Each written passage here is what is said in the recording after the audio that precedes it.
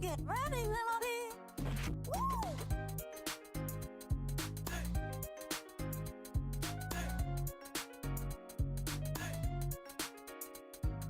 I'ma let you know I'm a superstar at tennis. Girl, let me know you're a superstar at tennis. Drop shot on the bass till I'm rocking the imbalance. Drop shot on the bass, and I'm rocking the imbalance. Step back, swing it right back like new jack. Step back, swing it right back like new jack. Hit it with the good old knick-knack sugar water. Hit it with a good old knick-knack sugar Now I'm water. gonna speed it up. I'm gonna let this like a cup. Got a special little too, so try it like this. Hit up.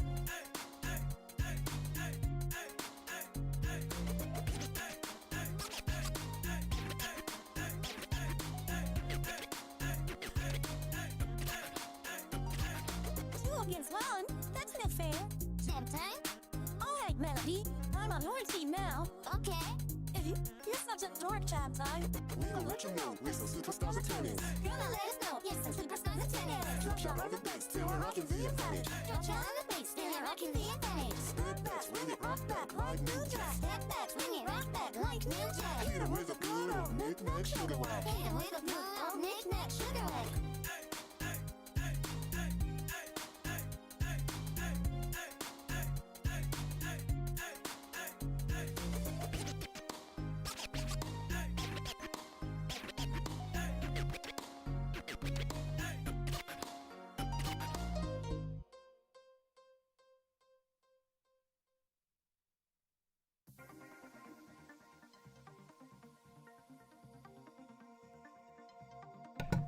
Boop bop, good morning.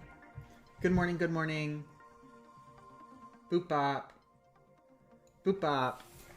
Am I booping and I'm bopping and I'm moving and I'm grooving? Is this occurring? Okay, boop Bananza. Okay, we are booping and we are bopping and we are moving and we are grooving.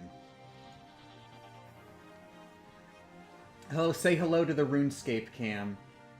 It's back. Not with a vengeance, just regular back. It doesn't hold a grudge.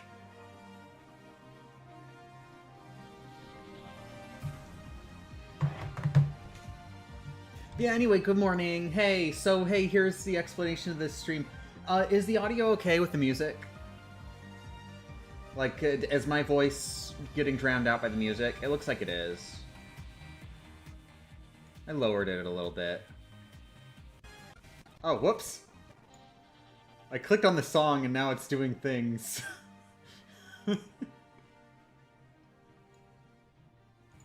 There, now it's over there. It sounds fine? That's terrible. It shouldn't sound fine at all. Okay. Good morning, everybody. Hey, guess what? We're doing an online internet video game live stream. Oh, wait, I forgot. There's something really important that I need to add.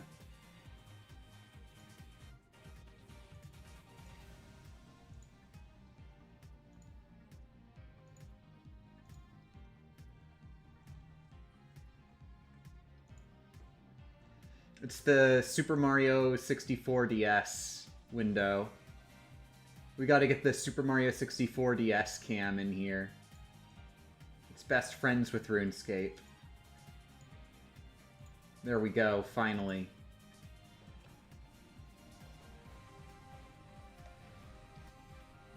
It sounds awful, I'm bad at my job and I should quit? Oh, thank you! That's always what I'm looking for. So anyways, yeah, I definitely have ADHD. I've been convinced. Look, I just like making progress, okay?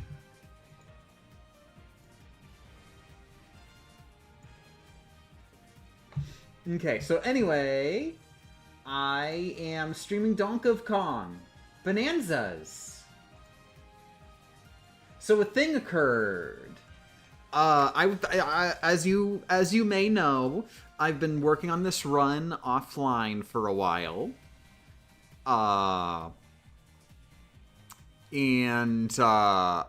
actually got in my run. I got to the feast lair, near the end of the feast lair, and then I made a big discovery that changes a lot. If you were here, was it yesterday or within the last couple days? You would have heard when I was talking about this run is largely based on like failure count, sort of a vague judgment for how the run whenever we collect banana. God, I'm having a hard time doing this while playing Mario 64 DS at the same time. I gotta close it.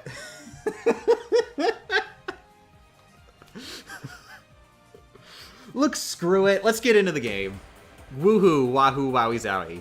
A while back, like a couple weeks ago, Jesus, I did do a stream where I showed the very beginning of the game, where we could get to this point without collecting any banana. Gold is banana, just in case anybody is not aware. And that's like the main thing that makes this run hard is we're not allowed to collect banana, and gold is banana. Well, unfortunately, it's definitely not possible to beat this game without collecting gold for various reasons. But we can do a lot without collecting any.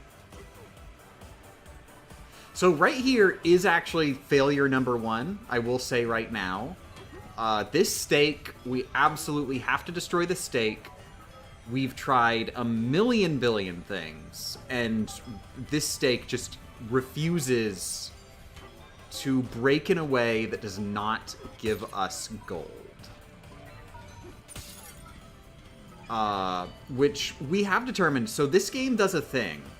Whenever gold drops, and then you trigger a cutscene. Oh, I should probably stop the music. This isn't music time. Whenever gold drops and we trigger a cutscene, then that gold will get auto-collected. Doesn't really matter where it is that I can tell. If you spawn gold and then trigger a cutscene, you get that gold. The only way to stop that from happening is to make the gold despawn in one way or another. Even throwing rock from far away, you cannot break stakes ranged. They just do not respond ranged. It has to be a direct attack.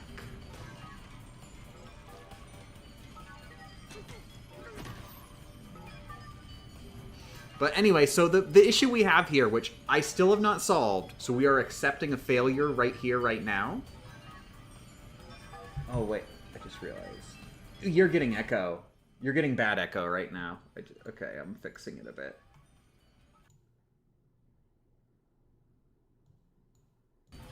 Okay, that should be better. Lower in the game audio a bit. Sorry about that.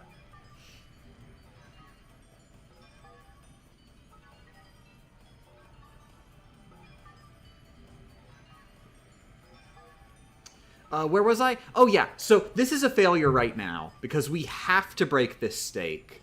And when we break this stake, a thing happens, which is very dumb. I've pretty much determined and even found a glitch that tells me this is super impossible. So let me just show you right now what happens when we break it. So it starts a cutscene, right? Notice there's an autosave in the bottom left. Then I just go ahead and close the game so I can reboot it. How much have I destroyed before hitting the stake to see if that helps? Oh, nothing. Oh, do you mean how much did I do in that one off-stream thing where I tested it? I destroyed basically all of the breakable like terrain that I could do, starting from like a little bit below the checkpoint platform here. Now, you cannot destroy all of it that I can tell, because there is actually unreachable terrain inside the central pillar.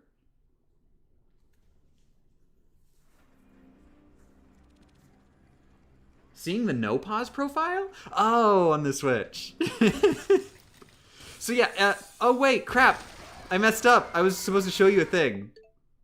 Well, you might have seen the glitch for a second. There was a glitch where, like, the terrain would just be floating in the middle of the air there.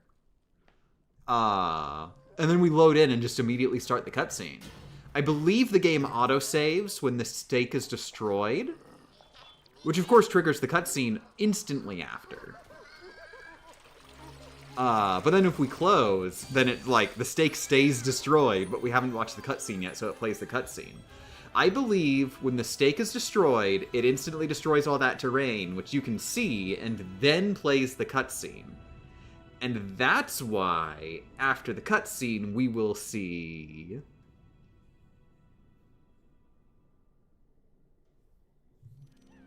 I now have gold. 1721.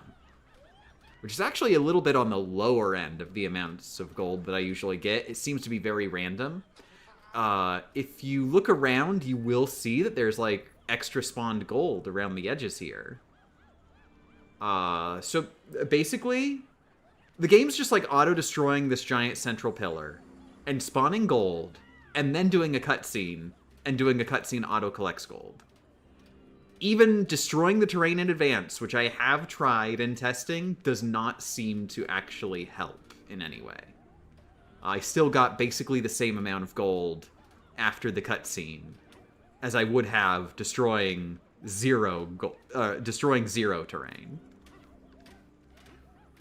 So I do not have any theories on how to skip this. This is one of the really big roadblocks where, like, what could we possibly do? So this is failure number 1. I'm marking it by failures, I'm not going to go minimum, like, the actual literal gold number, just because the RNG of getting gold is so weird and wonky. I don't want to deal with that.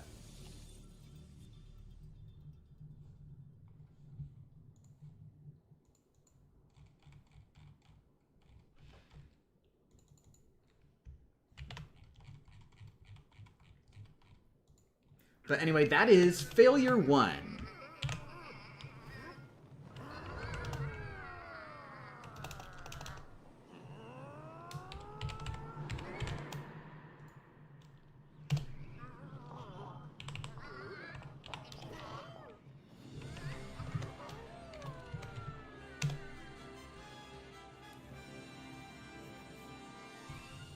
I'm booting up Mario 64 DS again.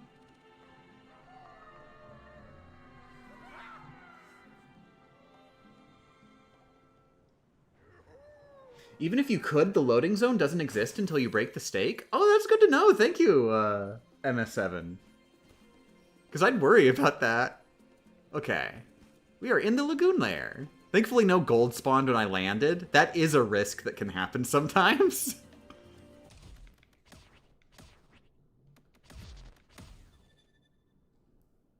So anyway, from now on, I'm just going to show you the progress I've made going through the game. It should be a lot quicker going through the first time, because now I know all the strats that might be necessary.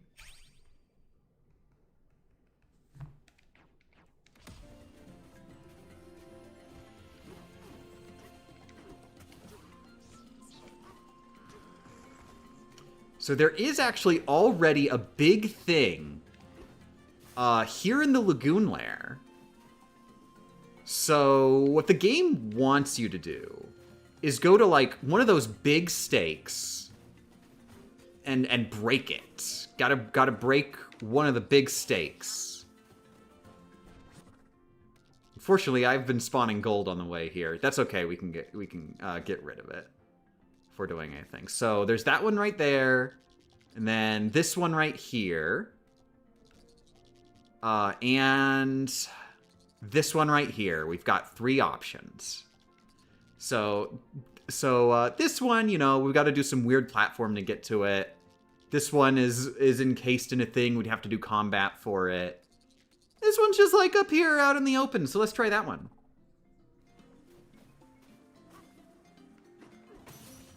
Oh, there is a strat I'm actually using and failing at every time I fall. So this game does have, like, if you fall from even a mild distance, you will damage the ground beneath you. that shockwave gets bigger and more destructive the higher the height that you fall from. But there is a way to reset your fall momentum. Oh, by the way, also, I'll talk about fall momentum again in a bit. So checkpoints, they're covered in gold. I already went over this before, so I guess I don't need to explain it that much if you were here 2 weeks ago. Oh, happy birthday to somebody? Happy birthday to whoever's birthday it is. I'm sorry I can't see the message of whoever it was. Congratulations to your to your mom, Gaming Warlord. Happy birthday to them. Hooray. But yeah, you can activate checkpoints and then still not collect gold by loading the game after hitting it, because activating the checkpoint takes priority over collecting the gold. Like, collecting the gold happens just slightly after.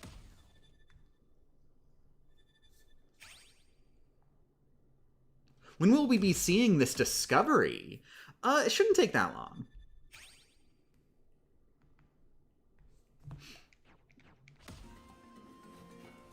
But I mean, there's a lot of stuff to go over that, like, I've never even really talked about on the stream. Hopefully when they did that, they didn't spawn gold. Not that it matters.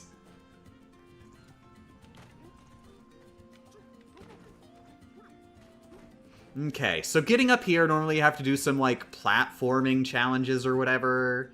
Those are boring. So yeah, now we're up here. Now we can just break this stake and everything will be fine forever. This one doesn't destroy any giant chunks of terrain, so it's fine. Everything's fine forever. It drops gold when you hit it the first time. So that's been the majority of failures in this run. Now, luckily, you might have noticed this stake. See this stake right here? See the underwater stake? And see this stake right over here. We're gonna reload our save. We're gonna reload our save real quick and try something different.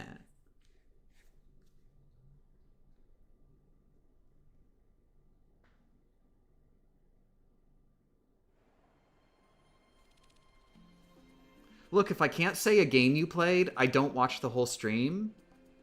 You can't say a game I played? I think I've missed a lot of context. Sorry, I haven't been reading the chat. Oh, I gotta actually write down that number. I know it's the right one. 1721. That's what it was from the prior area. It's really important that you write down your current gold number, so if it ever goes up without you noticing, you'll be able to figure it out next time you look at your gold number.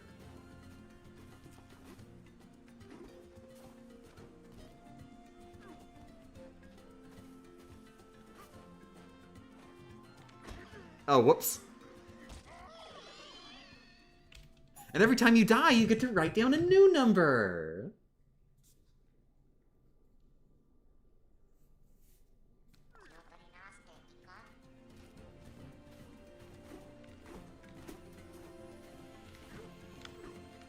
Oh, right, fall canceling. So yeah, anytime I'm landing from a jump, even relatively small ones, I get as close as I can, and then I do a roll. A roll punch, specifically. And that will reset your fall momentum, so that you can land without damaging the ground. It's kind of hard to do it perfectly so that you do no fall damage. But as long as you minimize the fall damage, it's usually okay. Okay, so anyways, here's this stake right here. Oh, I've been thinking about that first stake in the cutscene, so I'm guessing there's no way to skip the cutscene to avoid getting the gold that way. No, because you have to break the stake. Breaking the stake triggers the cutscene, even if you load your game after breaking the stake, which autosaves, my RuneScape went away? Oh no! I haven't been playing it, so it logged me out because of inactivity. Yeah, so even if you load the game after the stake is broken, but before the cutscene's legally played, it will instantly play the cutscene before you even get to gameplay. So there's not much you can do.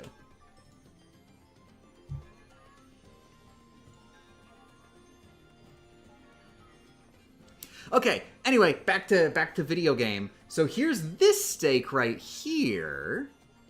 You might notice there's a tiny bit of a difference. Bam. The small stakes don't have gold. Yeah, everybody figured that out a long time ago. But still, the suspense. So that means we can get down to the next level of this level without collecting gold.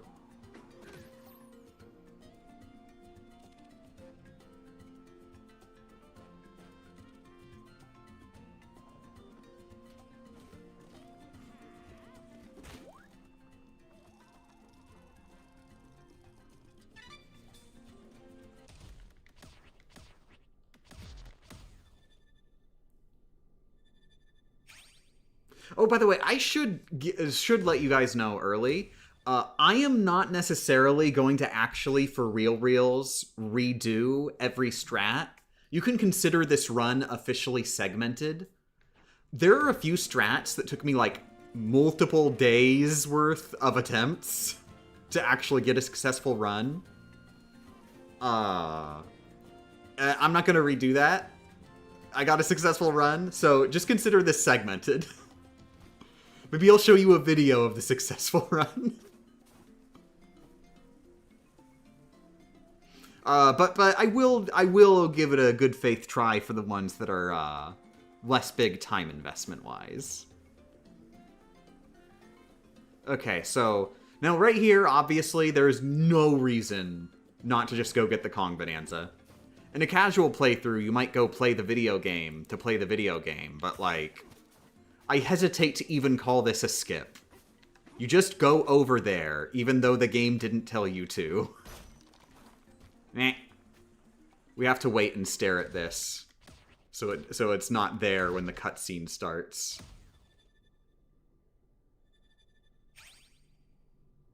Oh wait, actually, we're gonna have to hit it like a checkpoint anyway before a cutscene.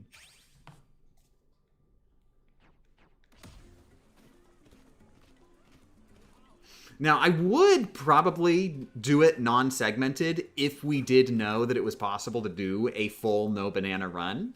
But since we can't, since there are still failures in the run, you know, I care a lot less about doing a true failed run than a segmented failed run. There is a checkpoint there.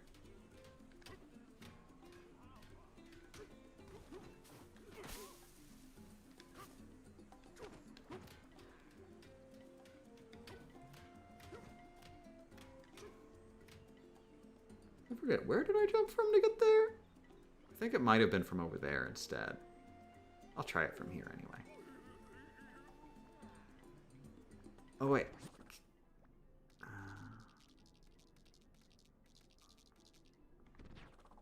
I don't have it. Whatever. I don't care. I hate video games. Okay, yeah, that's easy.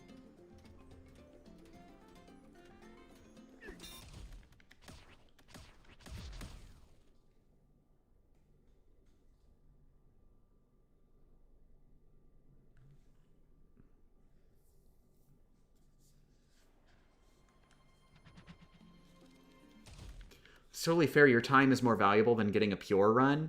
That's false. Please don't lie.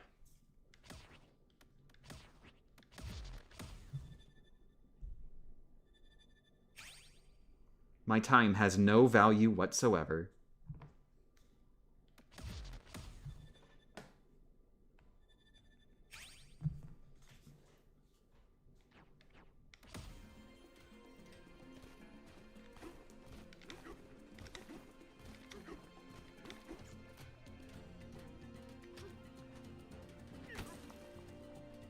Oh, by the way, I generally try to grab soft ground because I feel like soft ground is less likely to spawn gold.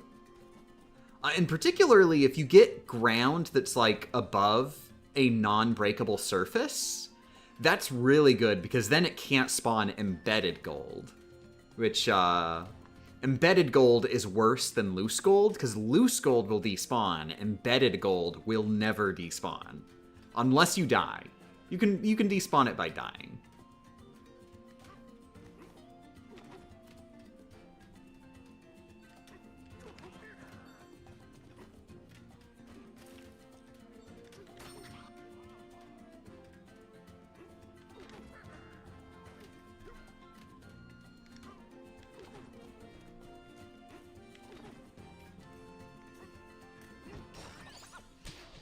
Bam! Bananza.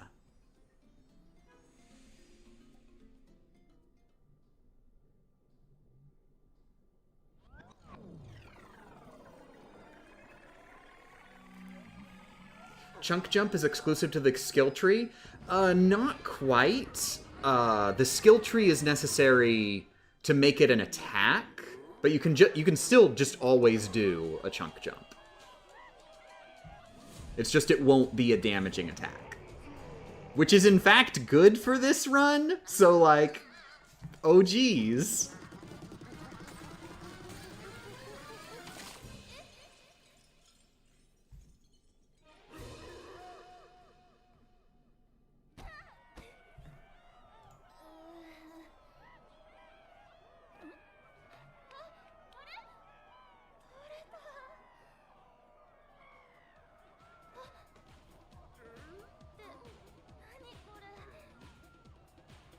Everyone say bye-bye to Oddrock, the best character in the game. I am an Oddrock defender. I genuinely wish that Oddrock was around longer, that she didn't turn into Pauline so early in the game.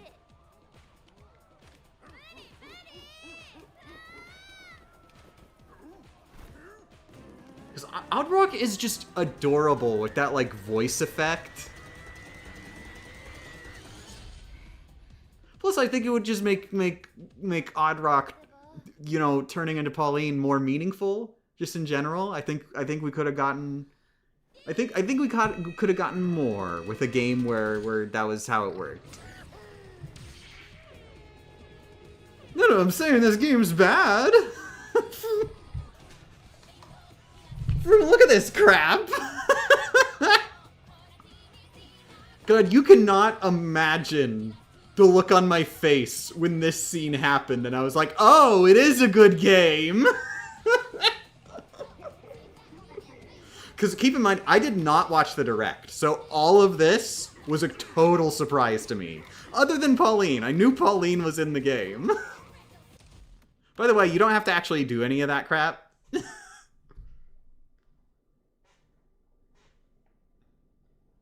Oh god, not Mario timeline stuff again. I'm telling you right now, for the record, spoilers. Spoilers for this game. I'm not going to go into, like, super direct spoilers, but, like, theory of timeline spoilers, and it does go into spoilers of this game territory, really.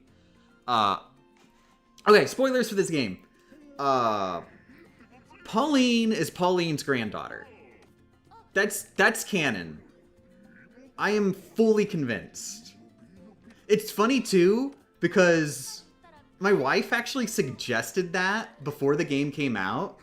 Like, I was like, how does this make any sense? How is Pauline a kid right now, even though Cranky Kong is right there? And we already see in the pre-release footage that Cranky Kong is talking about how he fought Mario in the original game.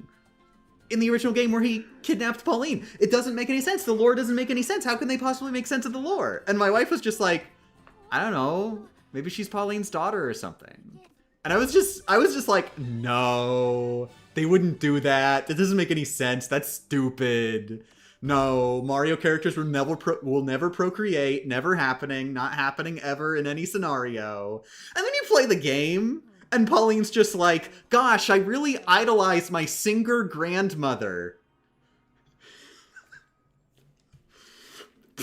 Just nonstop talking about how much she loves her grandma, who loves singing and taught her how to sing, and how much she is like her grandma.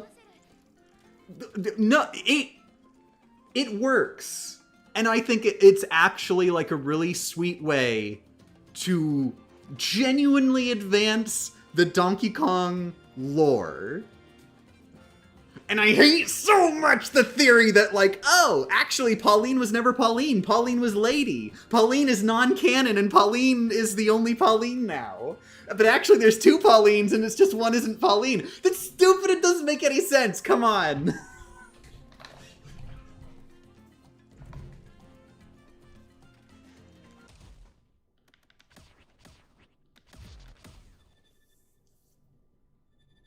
Pauline Odyssey looks really young for grandma, though.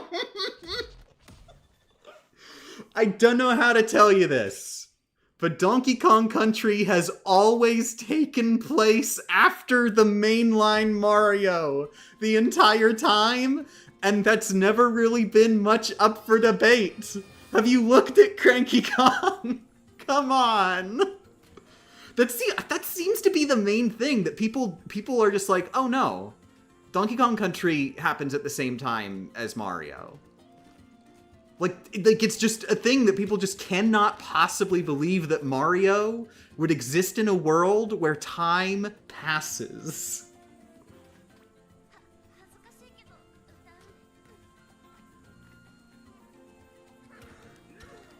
Okay, there was a way. That's right. I remember how I did this part. So this is the first part of the game where boop. This becomes really necessary.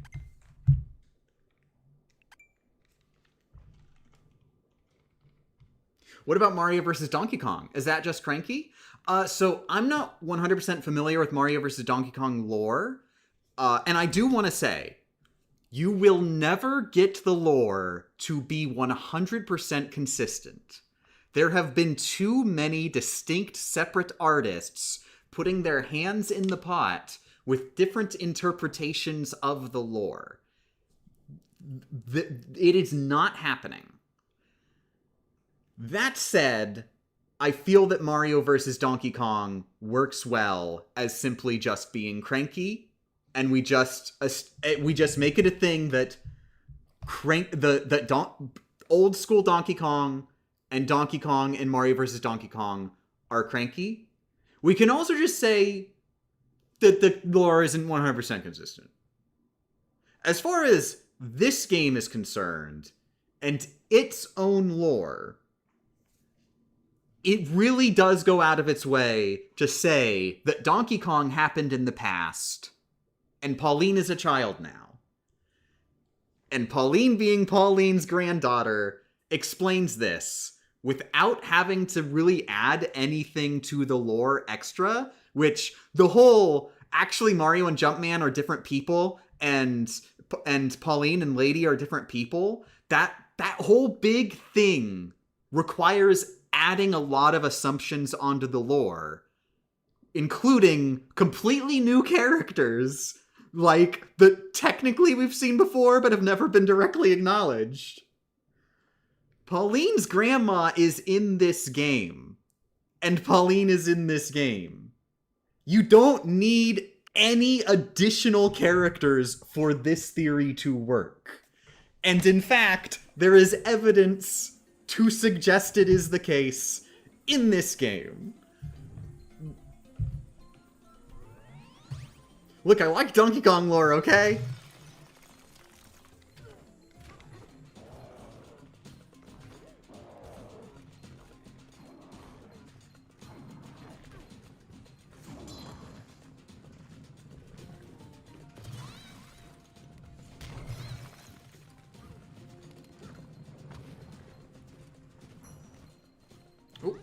Okay, gold spawned, but it's not collected. That's fine.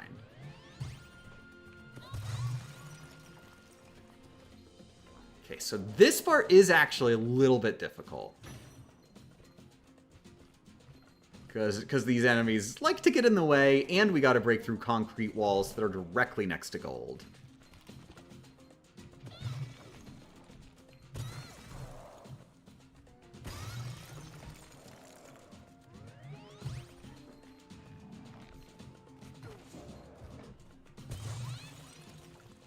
Okay, now we were here at the stake. However, we just spawned a bunch of gold, and that will be auto-collected if we break the stake. Also, if we break the stake, then we get gold. That's another additional problem. I need a 2-hour video on the DK Mario timeline. I think I'm just gonna have a section in the VG Myths episode where I talk lore. This video is gonna be way too long.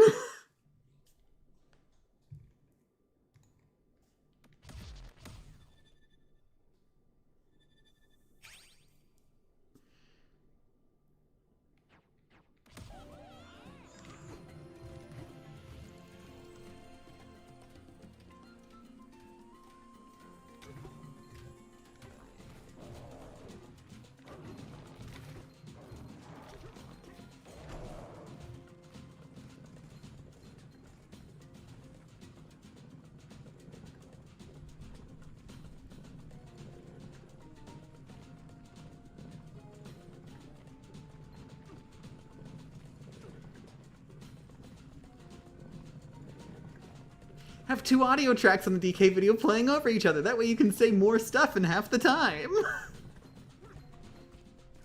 YouTube hack. Get your videos to be shorter. Screw the algorithm. Make less money. I swear I just heard gold spawn. I think one of the enemies spawned gold somewhere. But anyway, I'm just gonna do it. Okay, so this is the big discovery, everybody. So remember, the stake, if you hit the stake once, it drops gold that auto collects instantly. What happens if you charge punch the stake, which will insta-kill it and skip the first hit?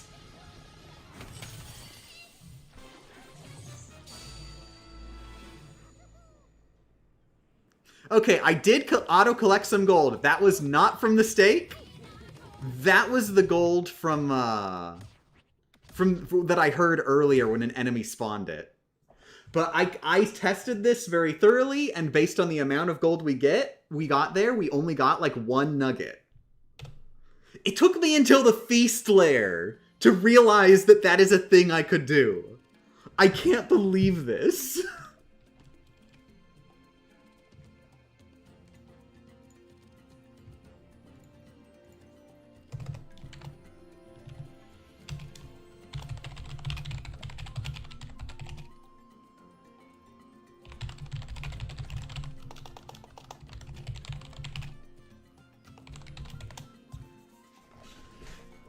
So DK just destroys all the gold? I guess you could explain it canonically like that if you insist.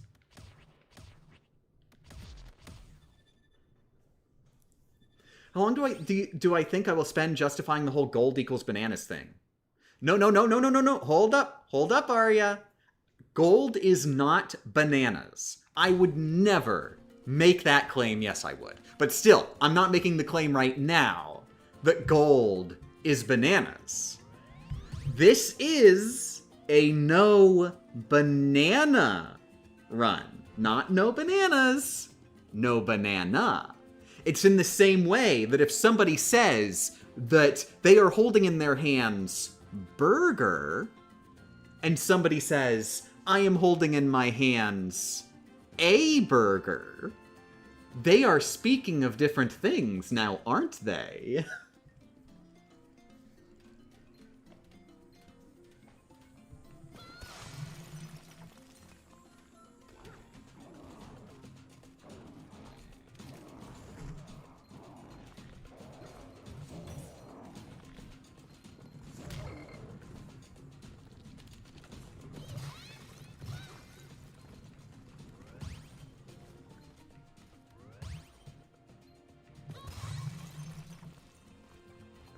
I think an enemy hit gold again. I'm breaking through all the walls in advance, and then I'll die, and dying despawns any of the gold that you'd spawned.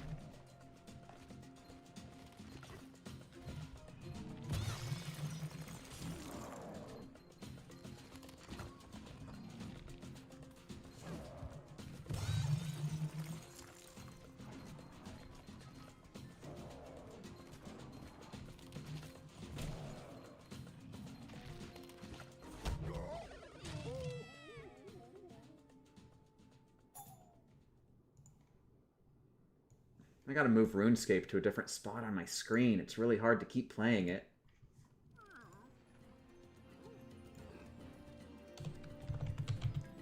I'm sorry, I wasn't looking at the screen. Did anybody make sure that my gold... Was my gold count when I died 13.95? I think it should have been, just based on how much I have now.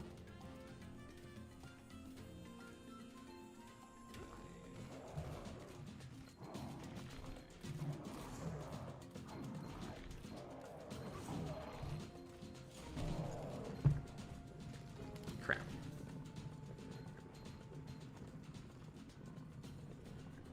Okay. It was. You checked YouTube? Oh, thank you. That's right. YouTube is way easier to check the prior bits of the stream.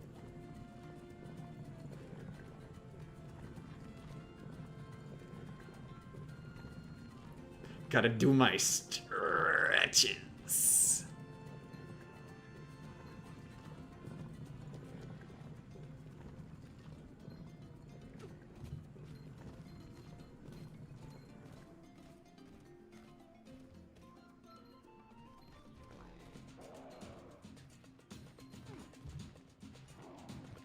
Ah, crap.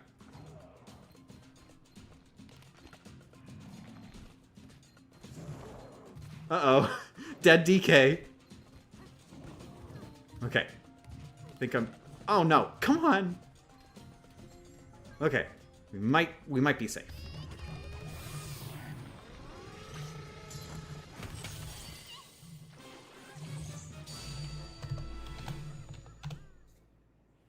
One 2.56? We are safe.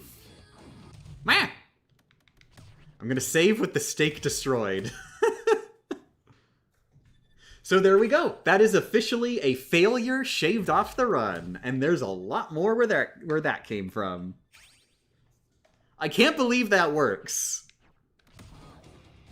Like, in what scenario does it make sense for that to work?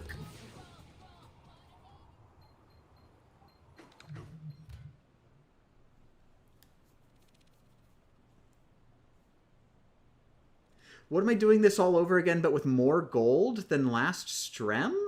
What changed at the beginning? I'm not sure what you mean. I'm not sure what you mean. We're doing the run based on number of failures, not literal amount of gold. It is a number that goes up by 1 each time we collect gold, rather than just only how much gold did we collect.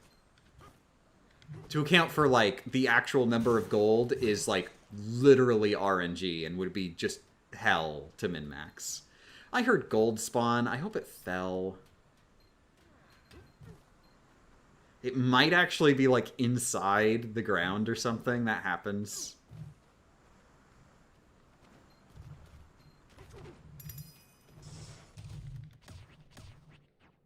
If we get gold after the cutscene, then I'll have to redo.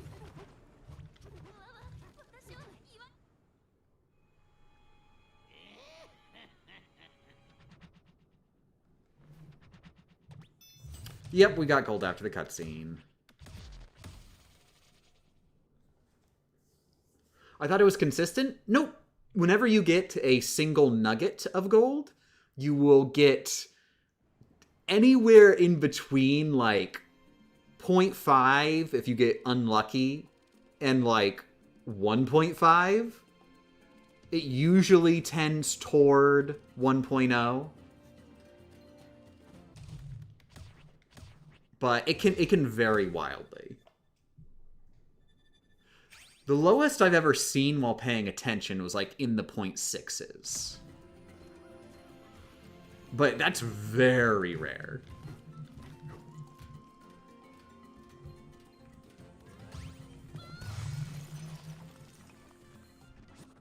Oh, I just realized I might wanna...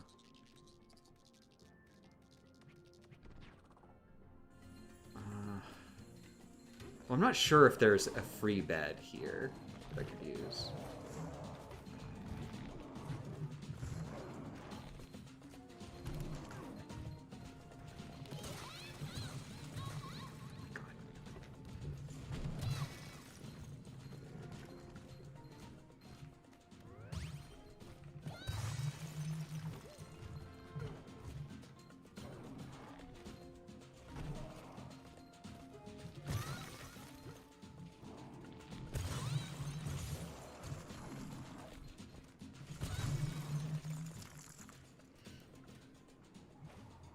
Oh, still at 1-2 point. Oh, good, I did do this. Do the save. It's really important to make sure you redo your backup save every time.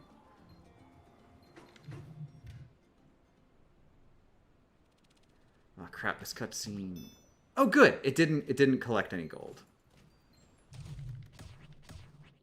There. Now my backup is down here.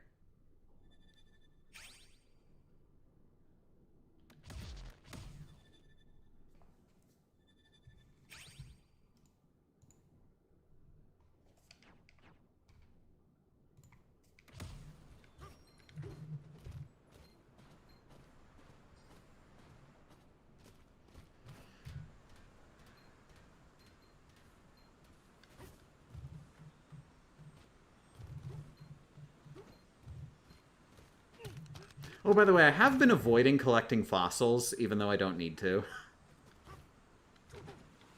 Collecting things just feels wrong, you know?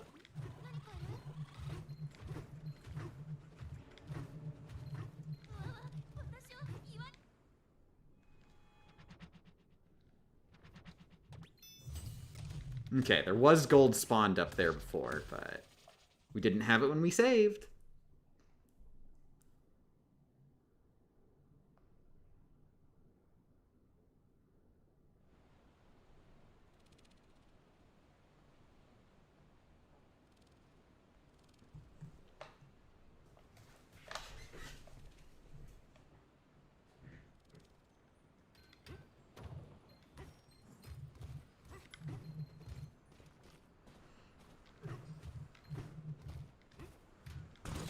Oop. Forgot to make my backup save.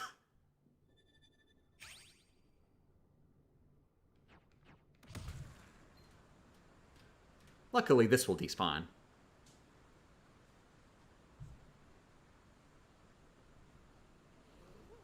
You get a banana once you collect 696 fossils, so one fossil is 1 out of 969th of a banana.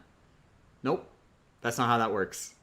I'm pretty sure you don't even get the banana when you collect that number of fossils. You actually have to, like, go get the banana, literally. You trade for the banana.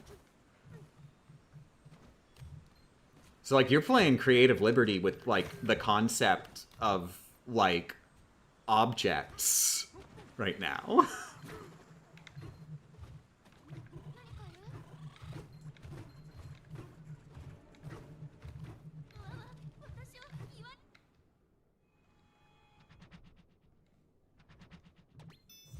Okay, so there's another, like, sequel version of this boss later in the game, which I have showed on Twitter, so you'll understand the concept here for the fight. This is one of the ones where I might just skip C's and not care too much about doing it again, because this took a while to figure out and do a successful run of. So this boss, if you hit it more than once at a time, it tends to drop gold that auto-collects. I believe because these Octo guys, if any of them die, then they drop auto-collect gold. And I think what's happening is if you do a combo, then Octos will spawn and die instantly.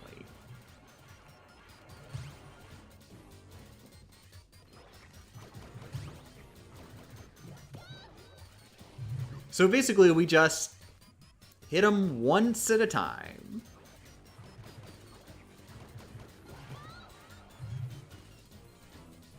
I have been able to get away with hitting him more than once, but it's just not worth the risk in my experience.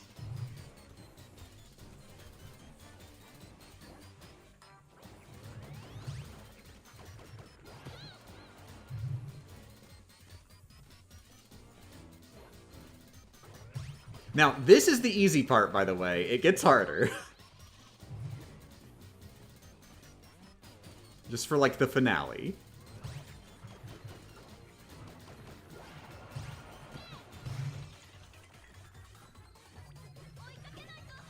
That's decent. That's terrible luck.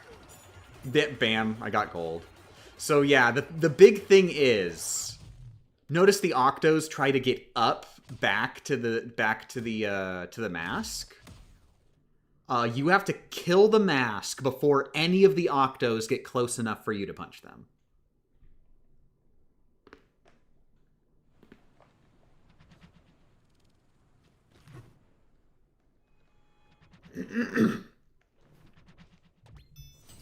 Is this no bananas and no gold? This is no banana. Big difference from no bananas. It's the difference between holding a burger and holding burger.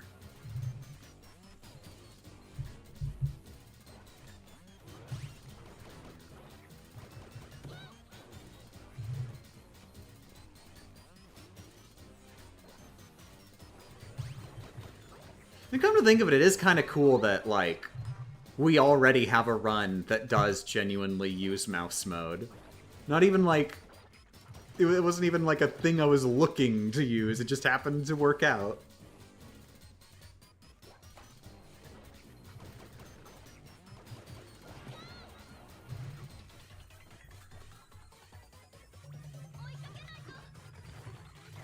Ah!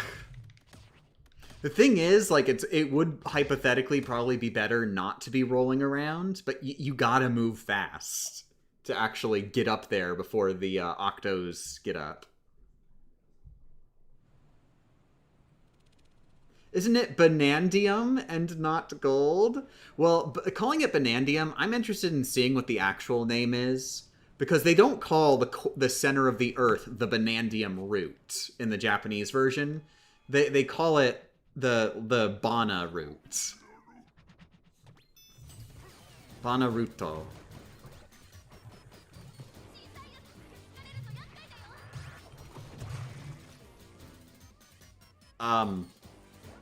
You okay?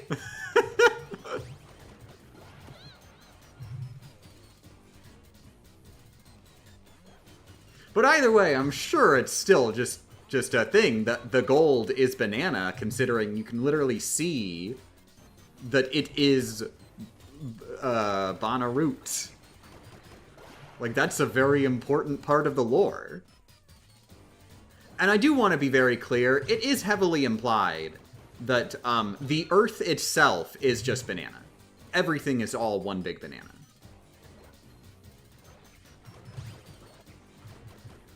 Banana is, in fact, just the secret of everything. It explains all physics.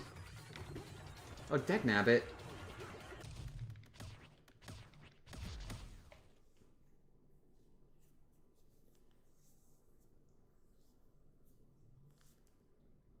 I was not clear on what the gold was. Oh, yeah. If you play the game, there is actually, like, one or two lore pieces that explicitly say, so all those golden roots, those golden banana-shaped roots we're seeing around, those are pieces.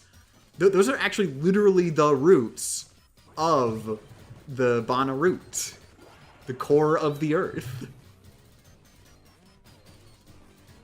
Like, the roots are just, like, sprouting up, and that's why the deeper you go, the more you start to see those roots. You're getting close to the core.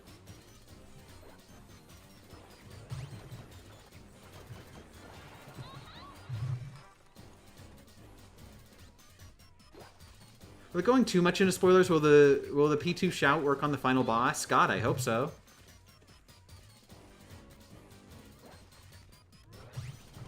We'll find out. I generally, in these runs, handle things one at a time. Ah, we're too late, definitely. Did I just get... No, I heard gold.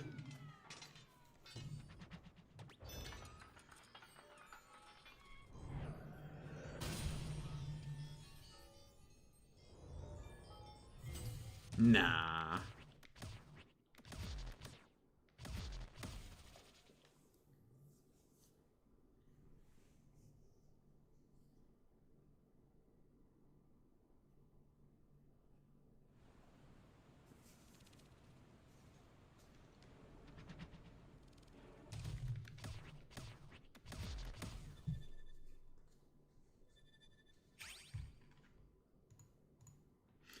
That explains why the Earth isn't flat, because it's a banana. God, imagine if we did get a shot of the Earth from space and it was shaped like a banana. That's the kind of thing that this game could just do. Like, let's be real. Like, you might think, well, what about the lore? That conflicts with the lore. We've seen the planet Earth before, and it's just a planet. I mean, do you think they cared that much? They did make it. They did canonically establish that turns out there's like dozens of societies beneath the Earth's crust, and each piece of the Earth's crust that you go through, you end up in like a new place that's just like a normal place that you can just walk around in the grass and bask in the sun. And just talk to all the people who live down here. And then you go to the center of the Earth, and the center of the Earth, the core of the Earth, is a really big banana.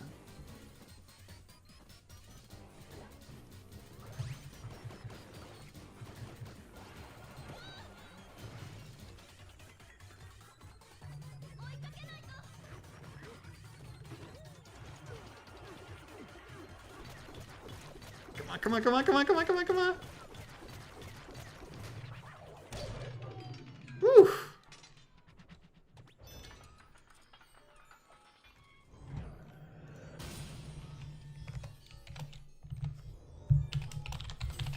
Cool, did it.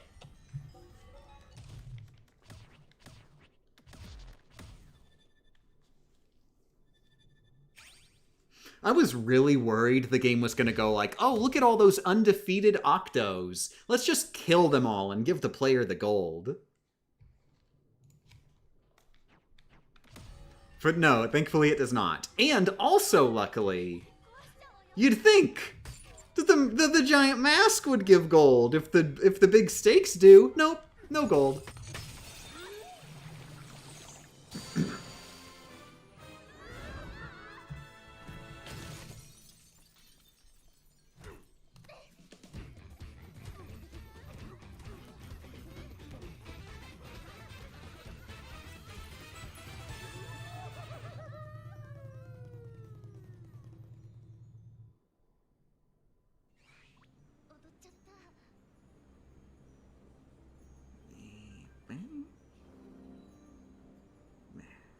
Yeah, that's how you do it.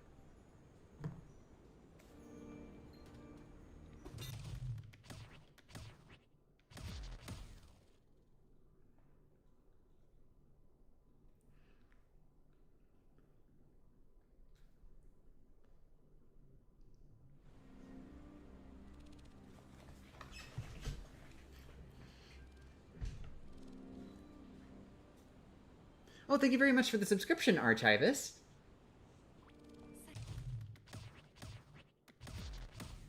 So cool, we are still at 1 failure and heading out of the Lagoon Lair.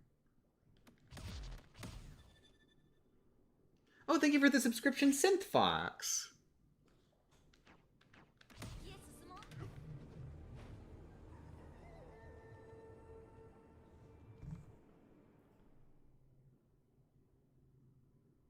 Oh, thank you for the subscription, Dark Mixixin. Did somebody do a bunch of gift subs? That's usually what that means.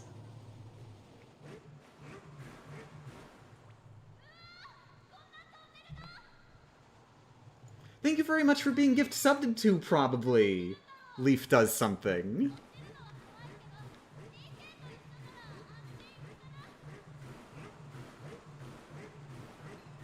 Also, whoever gave the gifts, I can't see who you are, but thank you. Thank you, heart emojis, a lot.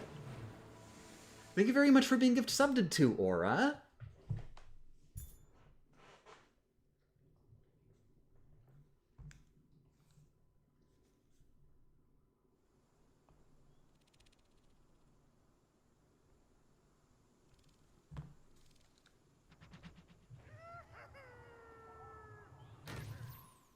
It was Finlaz who did the gift? Thank you very much, Finlaz.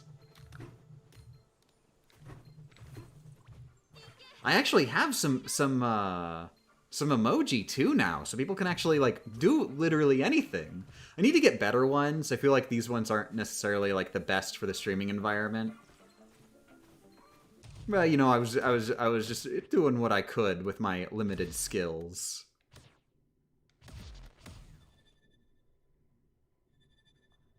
Anyway, we're about to reach failure number 2.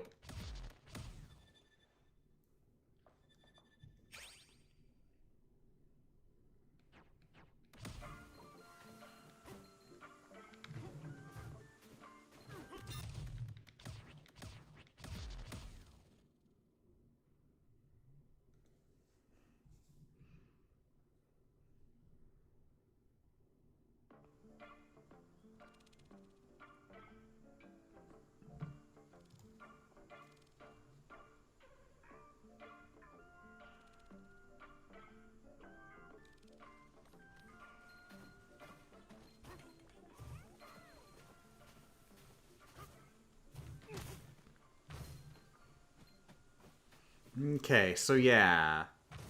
Over here... So we were in a bit of a predicament. Once again, if it helps, there is a death plane underneath the pit until you pay the greedy tone. That does help a lot, because I did try to clip into here. Unsuccessfully. I'm guessing people have succeeded, and they just can't find a way to actually, like, legit skip.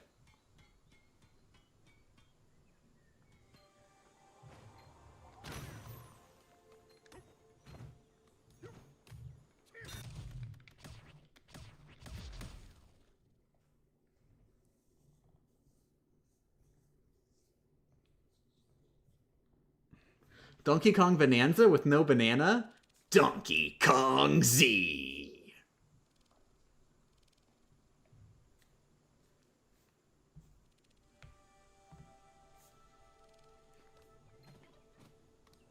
Oh, that's right. It's covered in the void. So I gotta go to the place. Well, we activated the checkpoint.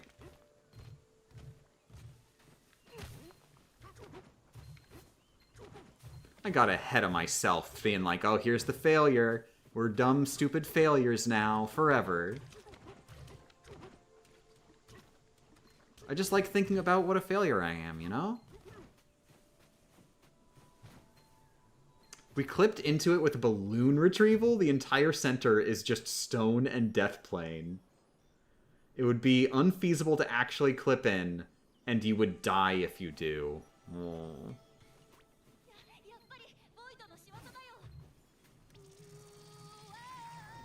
Thankfully, very luckily, if I remember correctly, this cutscene is not legally a cutscene, so it doesn't auto-collect all of that gold right there.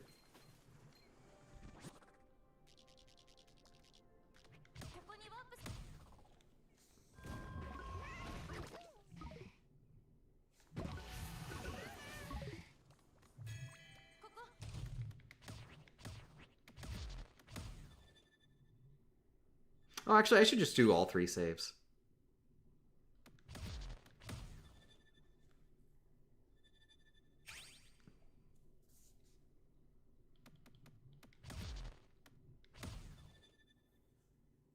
Oh, MS7. Are you like a Donkey Kong Bonanza speedrun type person?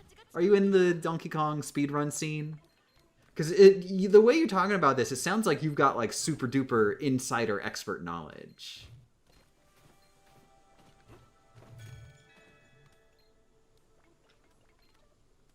I do a lot of speedruns, yes. Oh, wow. Okay, cool. Well, thank you very much for your help. Also, thank you very much for the subscription, Mean Buffalo. And or being gift subbed to. It's hard to say which.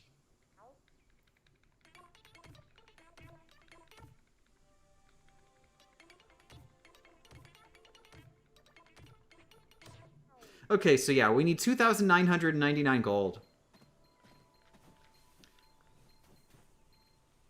So, that's it.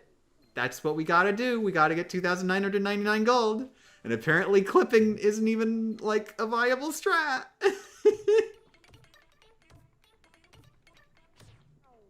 So yeah, this is also part of why a big part of why instead of counting, like the amount of gold, we count number of failures. And why, oh no, no wait, no. This would actually be a reason to count amount of gold instead of number of failures. So I'm not even counting individual nuggets. It's just moments of failure, which I know is very semanticsy, but for the love of God, I am not min-maxing 2,999 gold's worth of nuggets to make sure each and every single one of them is worth the absolute maximum value. Do you have any idea how long that would take? So this just counts as one? Yes, this counts as one failure, and it starts now. This is failure number 2. So I don't know what speedrunners do for gold, but I found while I was going for it, I just grabbed the roots around here.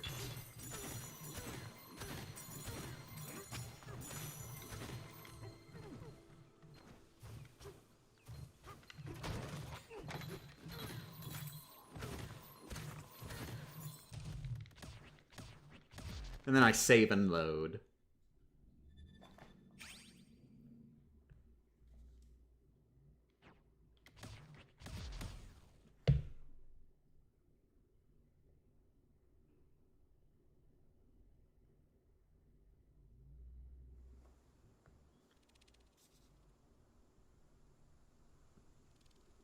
Big monkey charge punching gets it fast? That's an idea. I hadn't considered using Kong. Oh, I do have to be careful. I don't want to collect any banana chips. That's right. So it's probably for the best that I don't go punching through ground.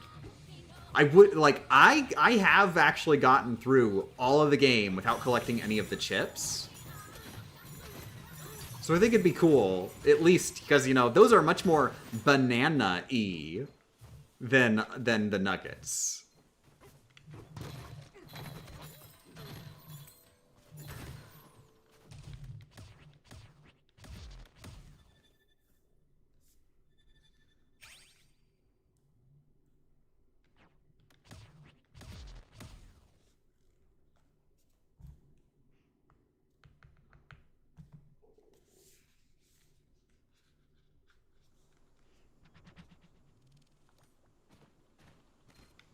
So I just realized if you break one of these boxes, it actually gives you a balloon. So I probably shouldn't break them.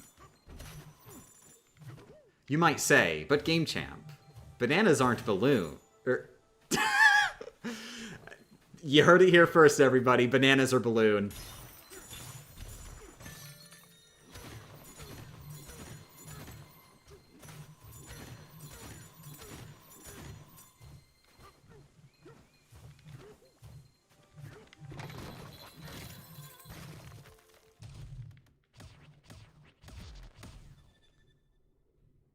I just want to avoid collecting items if I don't have to, just in case.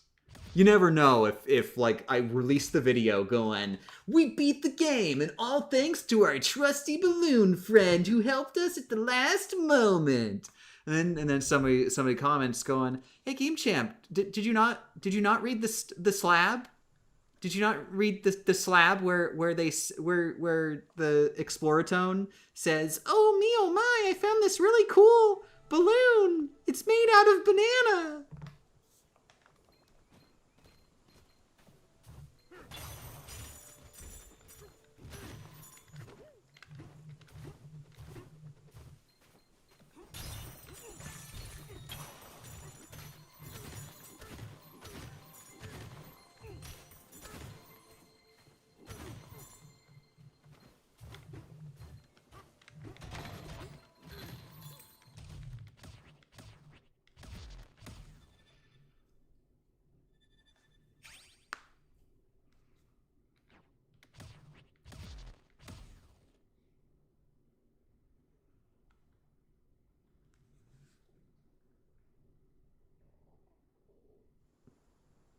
Yeah, oh yeah, Sam's got a really good explanation there.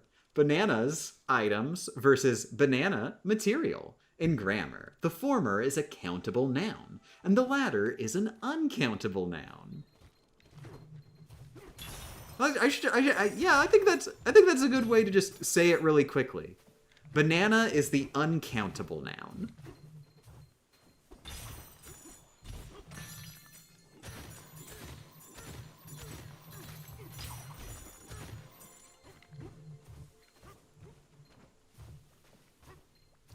But yeah, I also want to know, just to avoid any really stupid, like, weird edge cases of, like,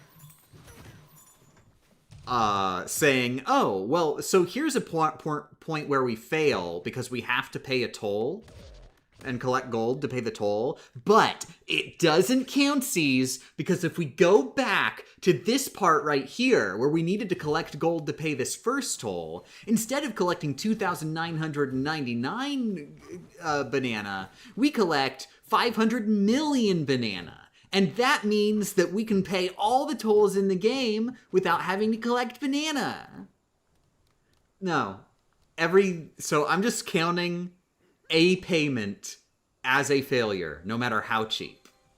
Even if hypothetically a failure from earlier in the game can give you the banana for it, it just counts as a failure flat out, so no shenanigans can be done.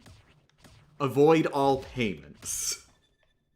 Or rather, avoid all payments where you need to have acquired banana for them. Hypothetically, I guess you could buy clothes with fossils or whatever. I've just been avoiding that, though, just, collect as little as possible. As much as I'm sad, because that means that Donkey Kong will never get pants. I already have a post-credits scene for the video in mind to as like a brick joke. Don't tell anyone, it's a major spoiler.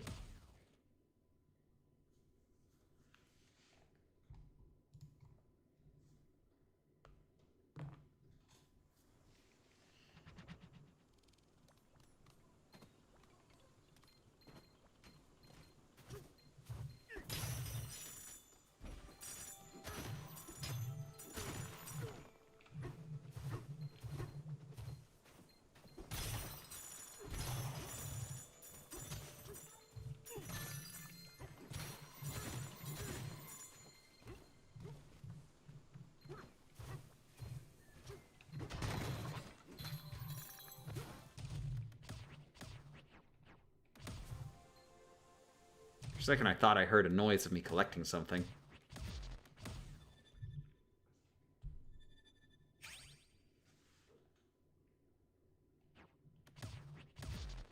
Oh, I should be playing music during this. I realized way too late.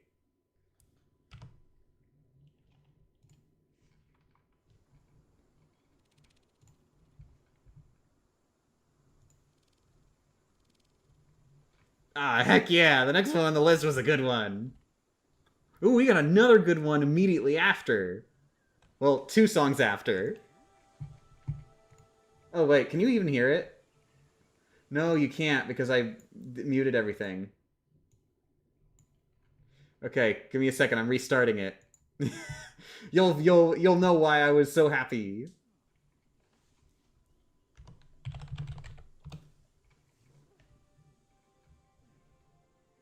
Oh my god. I told Windows, hey, volume mixer, and it's Googled volume. I'm sorry, it didn't Google volume. It binged volume.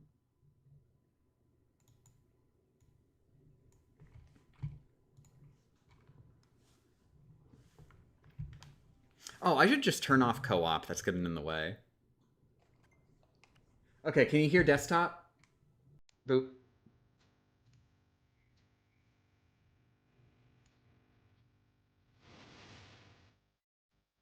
There we go.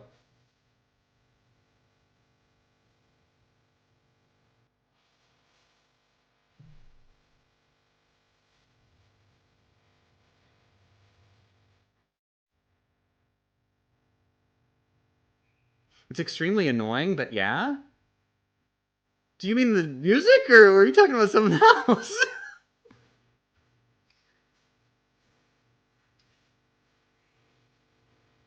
No, no, no, not the music. Oh, thank God. I was about to permaban you. Wait, what's extremely annoying though? Am I doing? Is something annoying happening on the stream?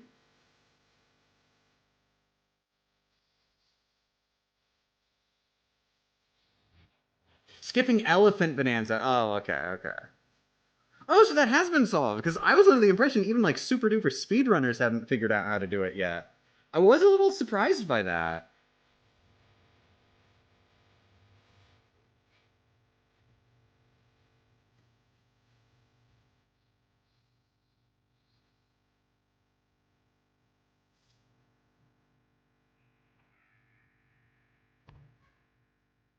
What is the music? It is the theme song for Futariwa Pretty Cure Splash Star. I've got that anime's like most of its soundtrack in my music playlist. Oh, I don't want banana. I mean, Balin.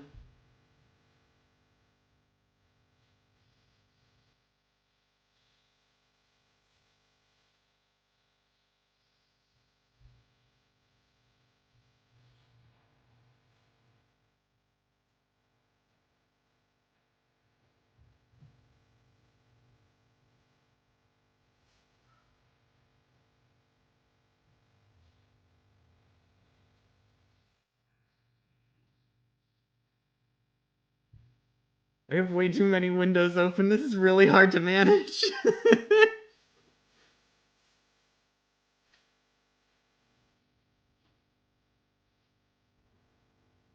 Don't have ADHD, kids.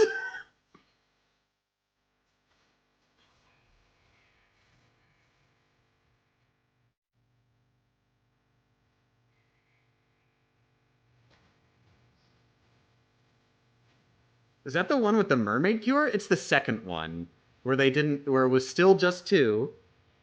And also apparently it was a thing that they wanted to keep the characters like looking similar to the characters from the first anime, so so that I guess kids could stay with their familiar characters. So it's the one where the main characters look like the main characters of the first Pretty Cure, just with slightly different hair colors. Like very slightly, like literally like slightly different shades of the same color.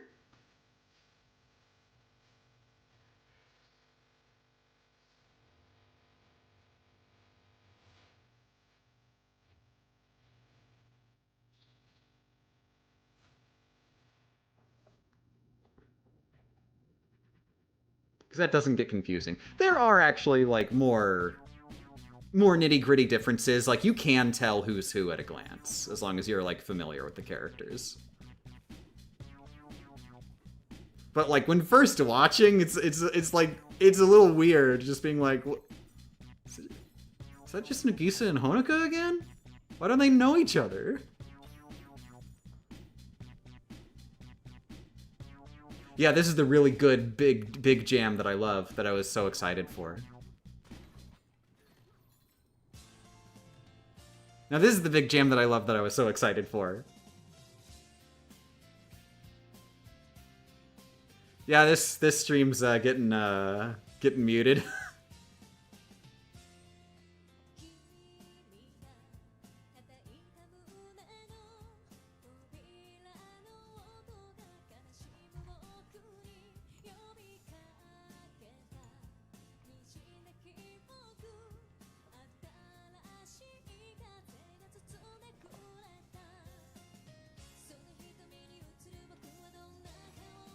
Okay, so now last time, when I originally did this, I did go through all the extra trouble of collecting exactly 2,999 gold. Exactly on the dot. I'm not doing that this time. That took a while.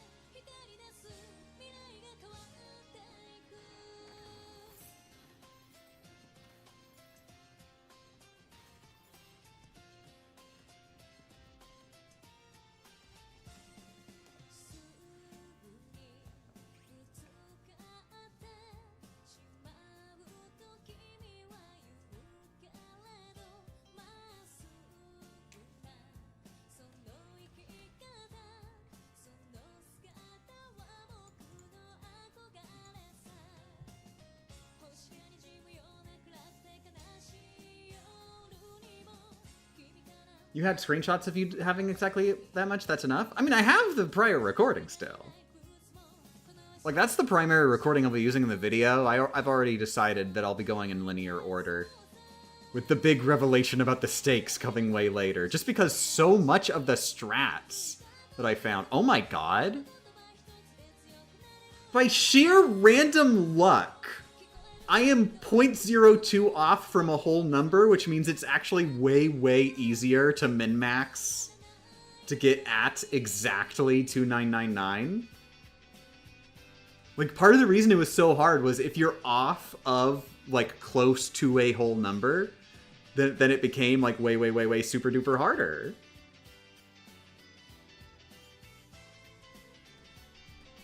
So, yeah, screw it. Let's min-max this.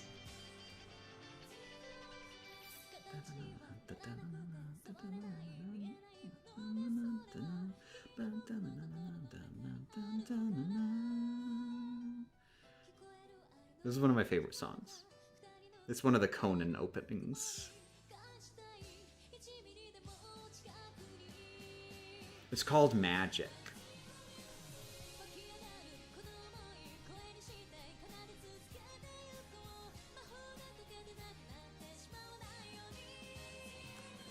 I'm just trying to think. Was I getting individual nuggets? Was I just going?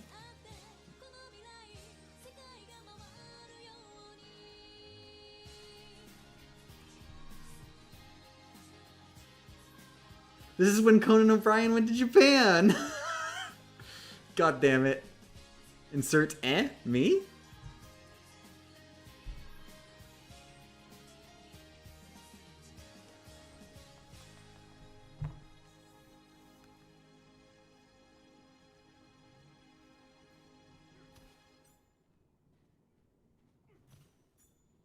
Ooh! 0.01!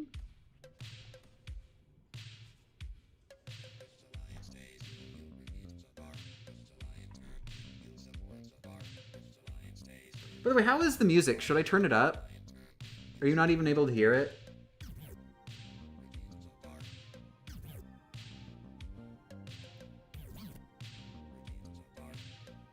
It's good? Okay, I should turn it up. Ooh, 0.99. That is so close enough that I'm just gonna save over. A little quiet. Okay. I increased it by, like, barely anything.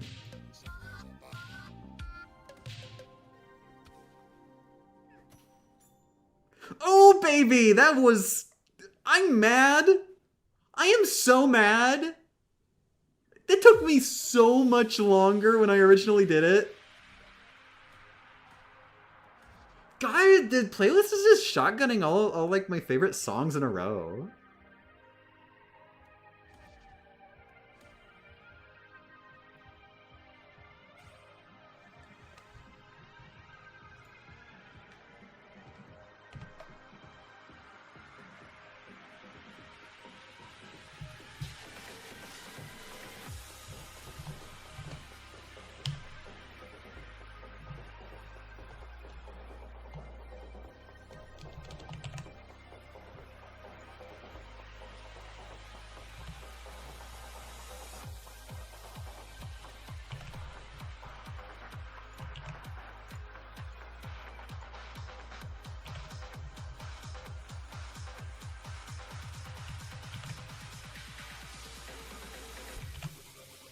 There we go. I figured out how to do my notes. Why is the Mario 64 DS mini panel minigame also on stream? Look! We all have hobbies, okay? I happen to have several hobbies at the same time.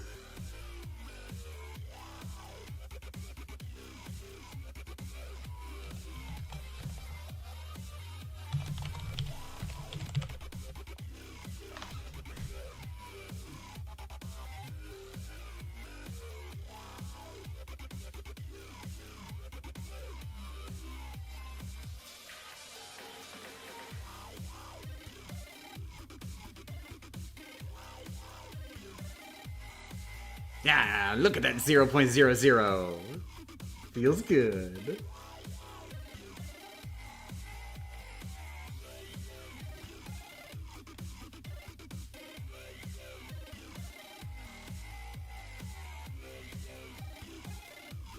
I can't believe we've actually gotten this far, having collected gold twice. And only twice. I'm sorry, banana. What's gold? Never heard of it.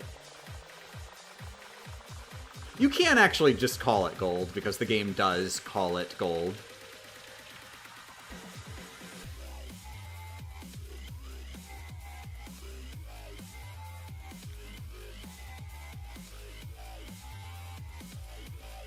That guy just destroyed a massive banana for you? Banana-shaped things are not made of banana, so they're okay. We don't actually have to worry about it.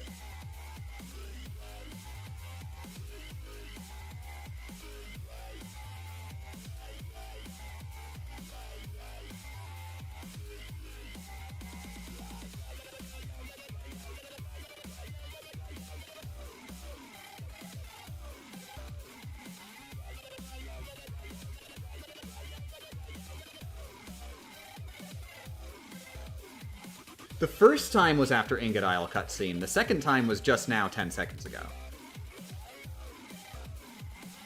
Then there's a stake, and oh no, we have to punch it to collect gold.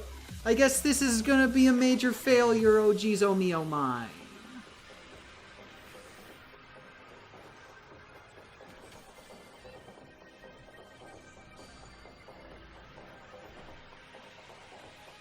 What? Dagnabbit! I'm pretty sure that's just gold that spawned somewhere earlier. That's not actually, like, from destroying that.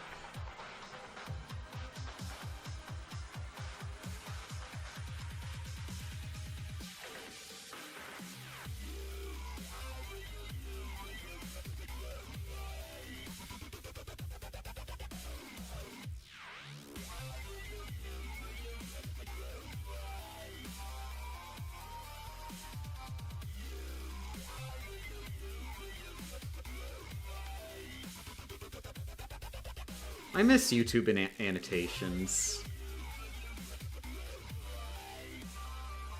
Oh, there's gold. Dang it.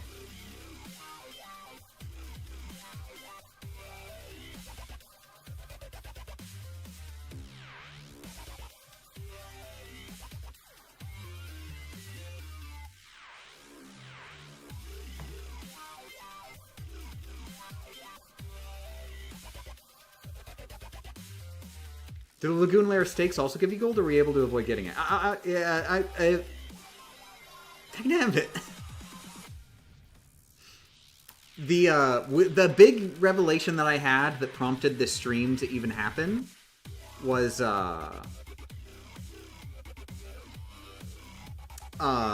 turns out the stakes, you can skip the first hit and instantly destroy them with a charged punch. Okay, I'm getting the impression the mud likes to spawn gold more often. But yeah, you can instantly destroy them with a charge punch and skip the first hit, and it's only the first hit that drops gold. At least that's my guess of why it's happening the way it's happening. I can't say with absolute certainty, but that is like my guess.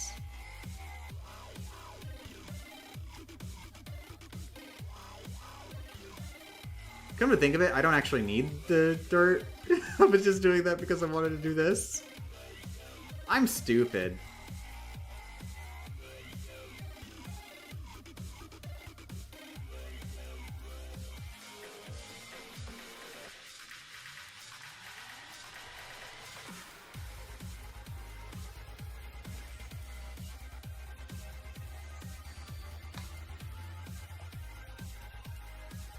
Yay, cool, 0. For a second, I was going like, oh god.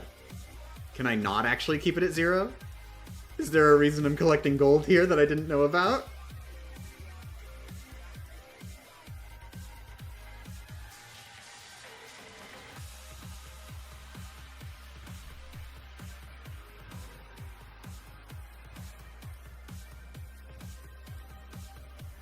You know, screw it. Why make it go faster? Let me play RuneScape and Mario.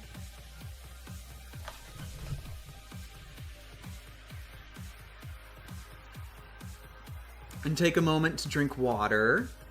Be healthy. Look at how healthy I am.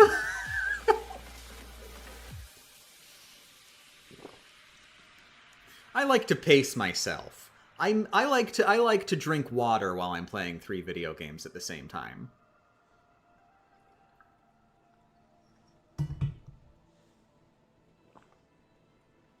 What's happening in RuneScape? I'm doing necromancy stuff, specifically just to get gold. I'm just crafting ectoplasm because that's something that I've found to be like one of the better gold making things that I found that are decently idle.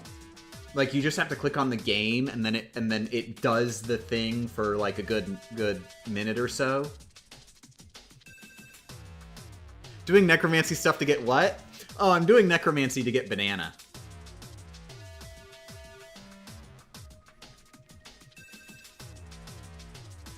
Don't worry, it's in RuneScape, so it's fine.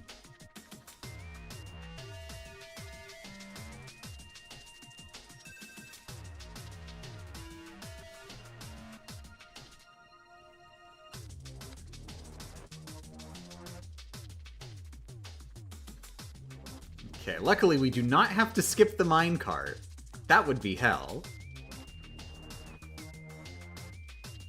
Oh crap, I just realized that I spawned gold. I'm not sure if a cutscene's gonna spawn when I get to the other end.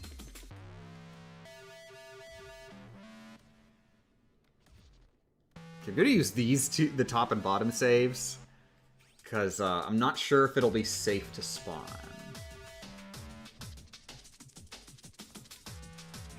Oh, I messed up. Oh, did I? Oh, I did mess up. I'm so cool. I love being good at video games.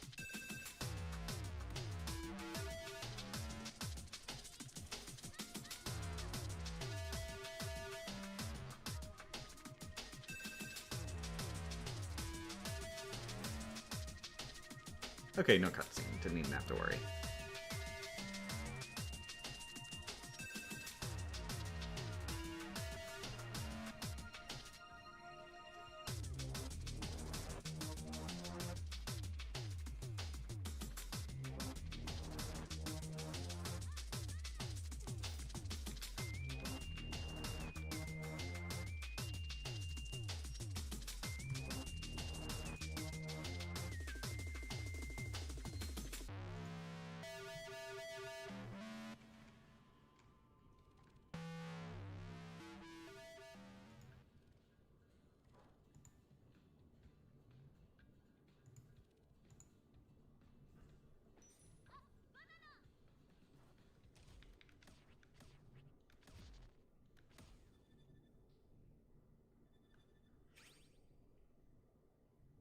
I thought you'd had to avoid the checkpoints. Nah, we're fine. Dang it. I clicked on the YouTube tab in the middle of a thing and I think it like sort of froze it. There we go. There we go. Yeah, this stream's getting muted.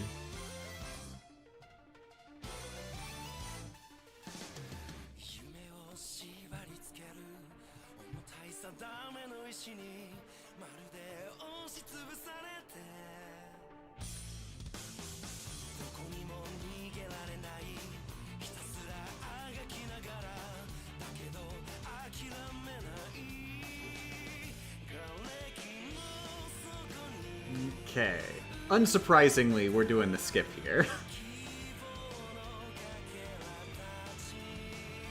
This is one of the skips where I feel like it's a bit more on the Oh yeah, like, the devs clearly put a little bit of effort to preventing this from being done. But, like, I'm sure they expected people would be doing this.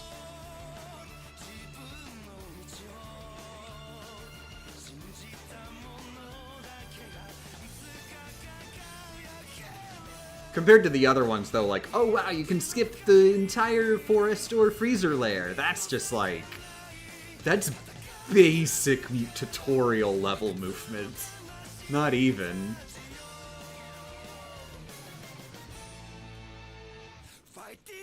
Fortunately, I can't hear if gold spawns because of the music. I'm fine with this, but if any gold spawns, I won't know until it's too late.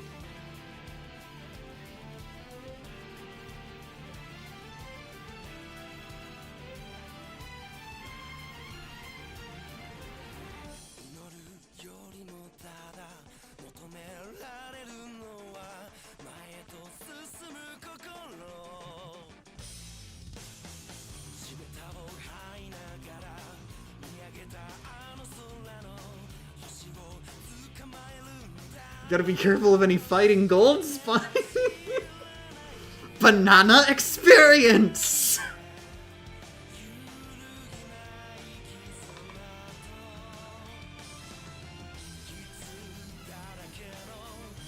I gotta turn up the game volume.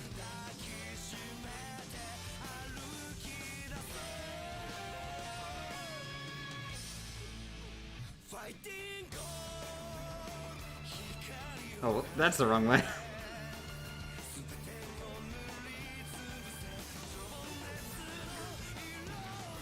Nah.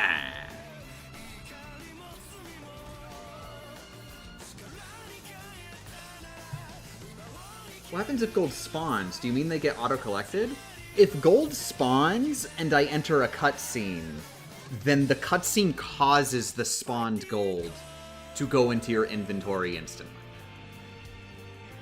So if any gold, like if I just break terrain and there's gold embedded there, even if I don't collect it, if I trigger a cutscene, it will go into my inventory anyway.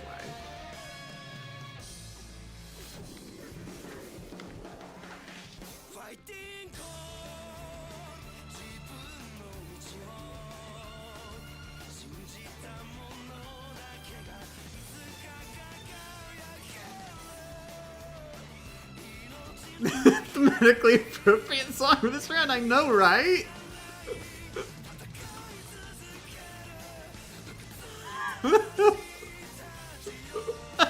I can't escape fate!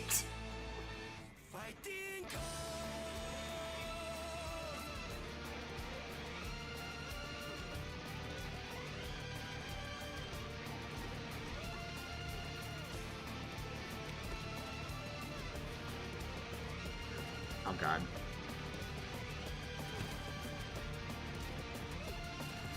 Oh god. What have I done? Look, I'm really lazy, okay?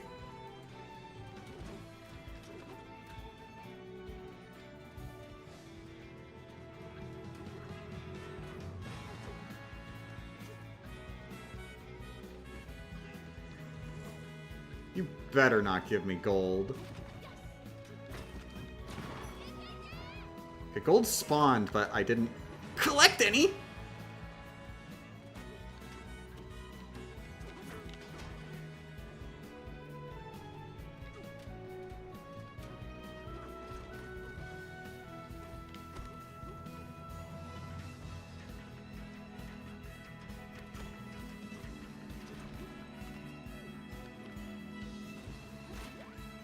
This cutscene better not give me gold. That'd be dumb. Okay.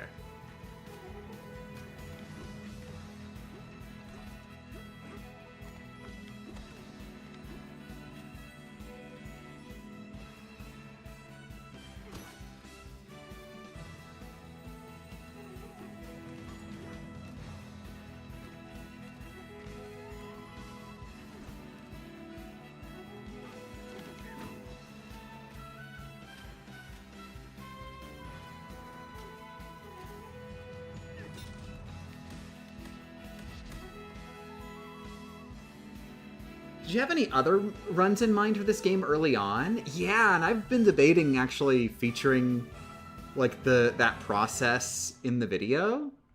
So the big ones were number 1, no movement, which was ruled out really quickly when I realized you just can't change what direction DK is facing, as far as I could figure out.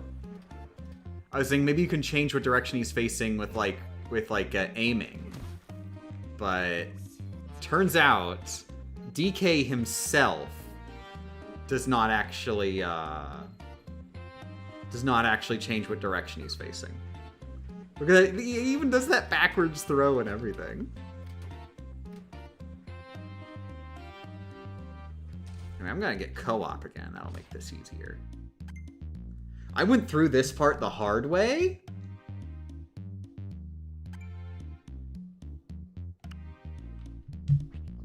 But I figured out later on, as I got further in the run, oh wait.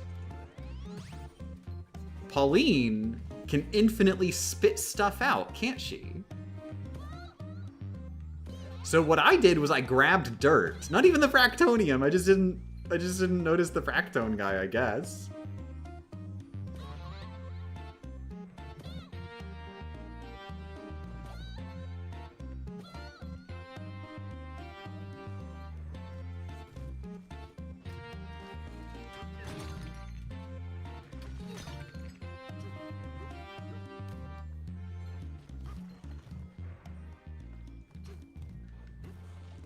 Pauline literally has cold experience. Bana experience.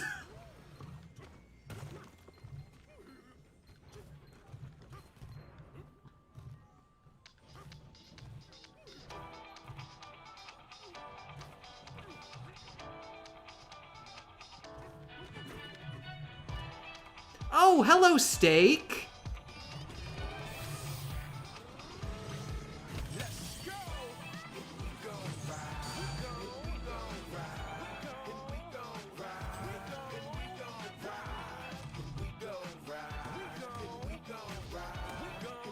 Another failure passed.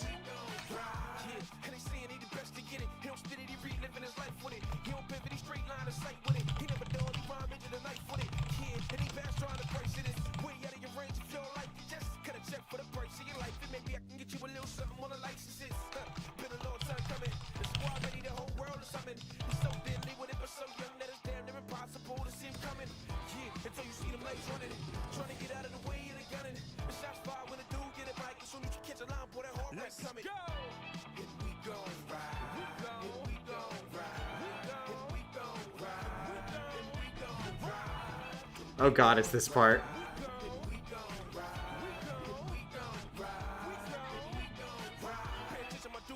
Okay, so this is a failure that I could not get past, and you are gonna see why.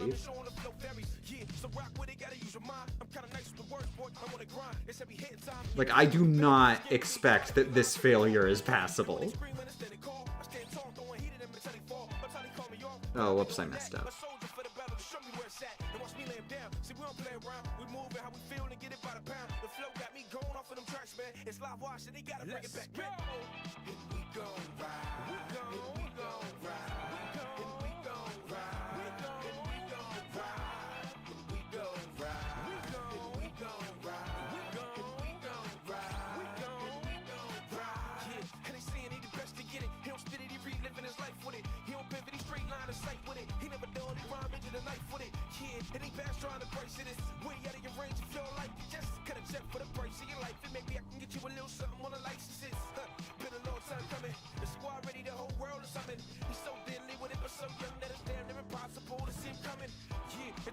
Okay, so this is another grumpy boss fight.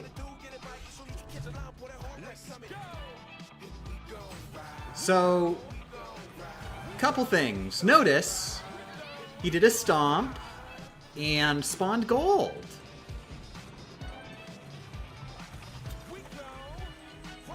Now he does destroy the terrain here, but when he does these stomps to destroy the terrain, he won't spawn gold. But then he does a big stomp again and spawns gold.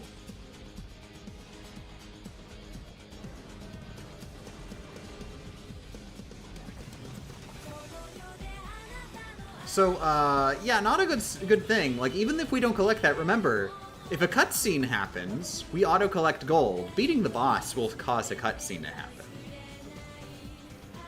And he does this so fast that even if I'm staring directly at gold, it will not have despawned yet by the time he does the next jump, which will spawn more gold and thus reset the timer. And on top of that, the even super worser thing.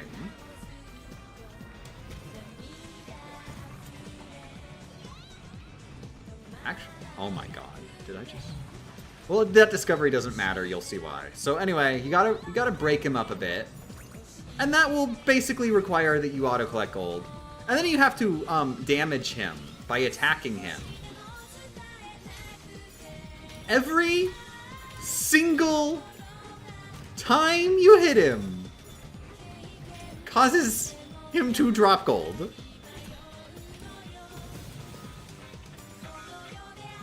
I tried for a while, I destroyed all this terrain, I tried many different things, but how do you damage the boss without collecting gold?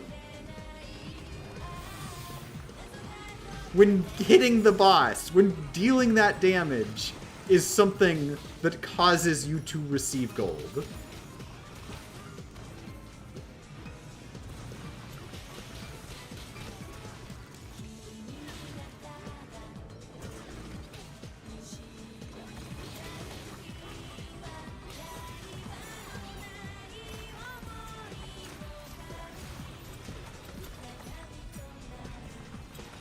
He's much harder to break when I'm not using Pauline.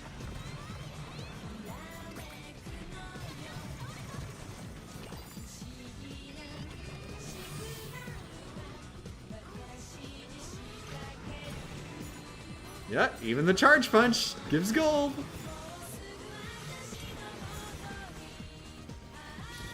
If anybody can think of a way to damage this guy that might not give gold, let me know, but I think this is just gonna be a failure.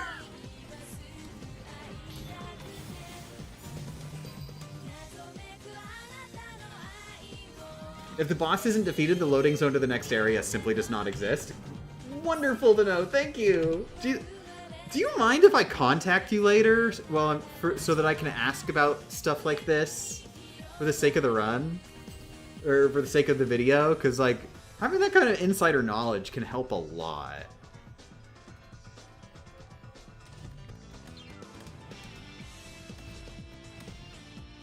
Of course? Okay, cool. Thank you. I'm gonna write your username down in my notes if that's okay. You can also like send me a DM on like Blue Sky, just so that that could also make it easier if you're willing. I'm sorry.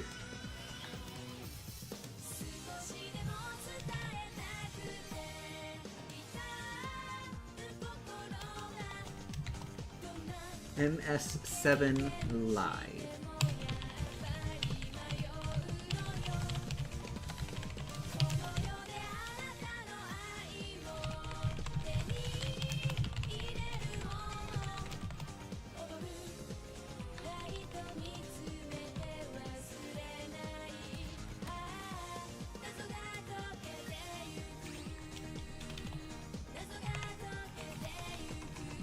Okay, that's failure number 3 at 1:45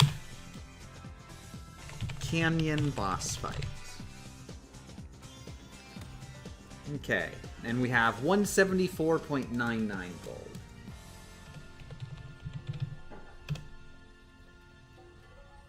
You don't have a Blue Sky yet, but you'll download it. Oh, I'm sorry. No, that's not necessary at all. No, I can contact you, whatever. No, please put as little effort as possible into helping me at all. Okay, but yeah, punching this does not drop gold, thank God.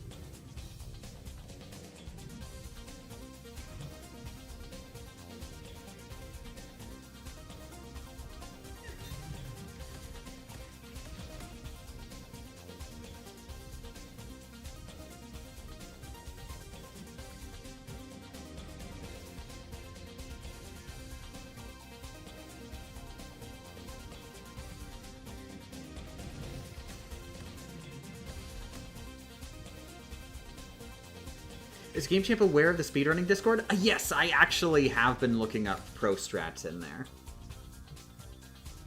Silently. Watching. I know what you said.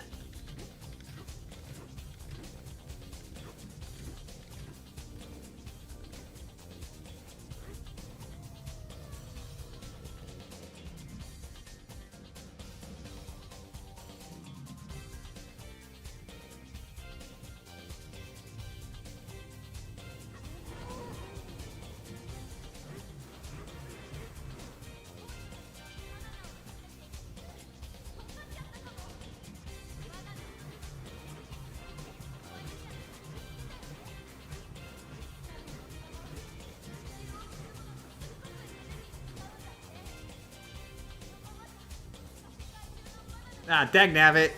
These jerks. This is one of the worst falling segments. Just have, like, it's not hard. It's just you gotta like slow yourself down so you don't drop into any of the gold.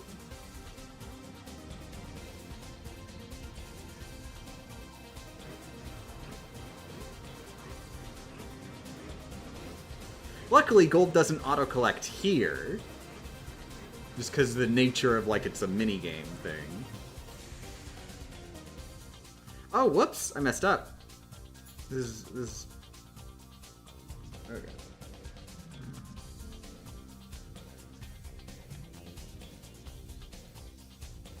Luckily, this minigame gives you 3 chances per level. So, it is safe to just, like, just go willy-nilly on stuff that you think is right. First couple attempts.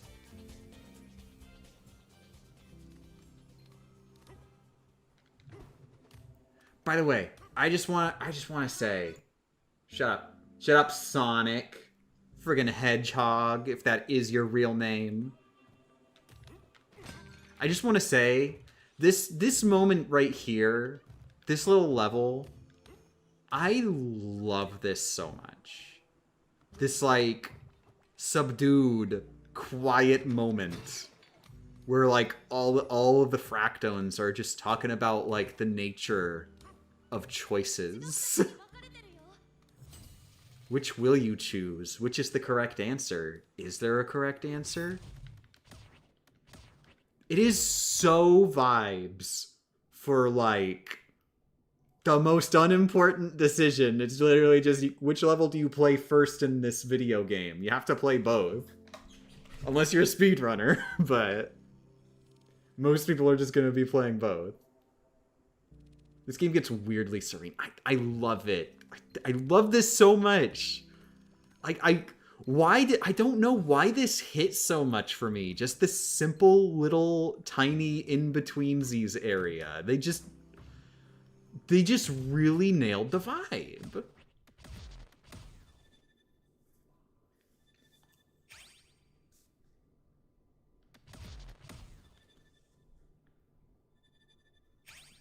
The correct answer is jungle because zebra is obsolete. So there's a complicated thing here. I'm just going to do it the same way I originally did, and then we can go back later because it doesn't actually matter that much. Oh, that's right. I can just punch the switcheroo goo.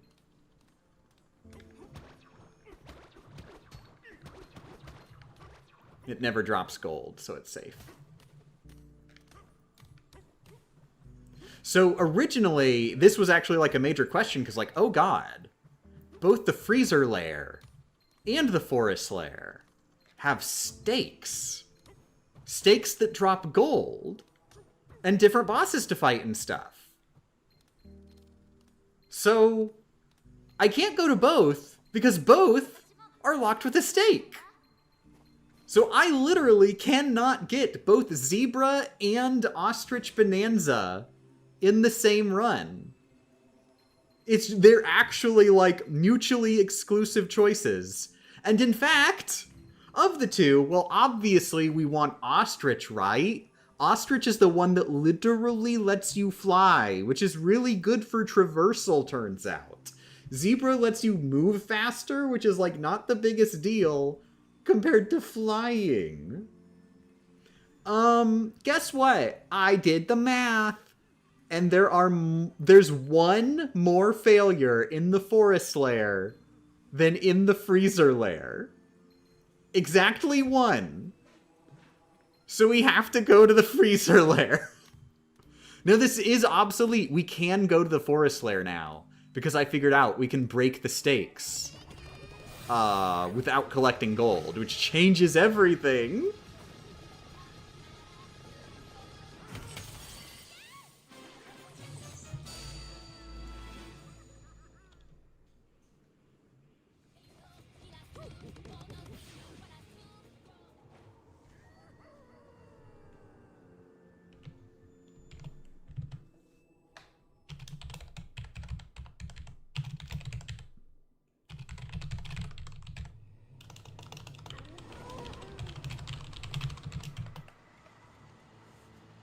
The game is beatable without Ostrich pretty easily. Finlas. Is the game beatable without Ostrich and gold? Pretty easily? You gotta consider things a little bit.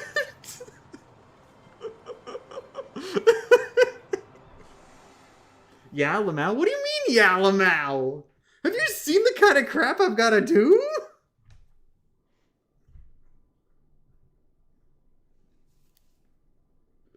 Sorry, that's not what I meant. Okay, you meant the opposite. Yeah, exactly.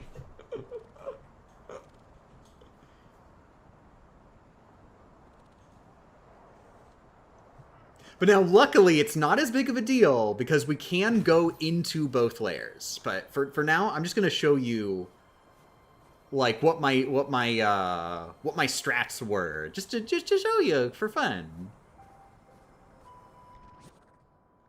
Oh, what time is it? I should check.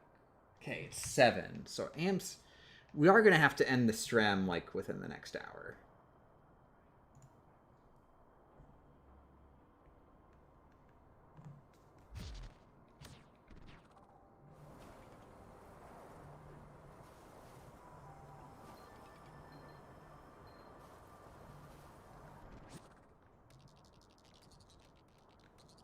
There it is.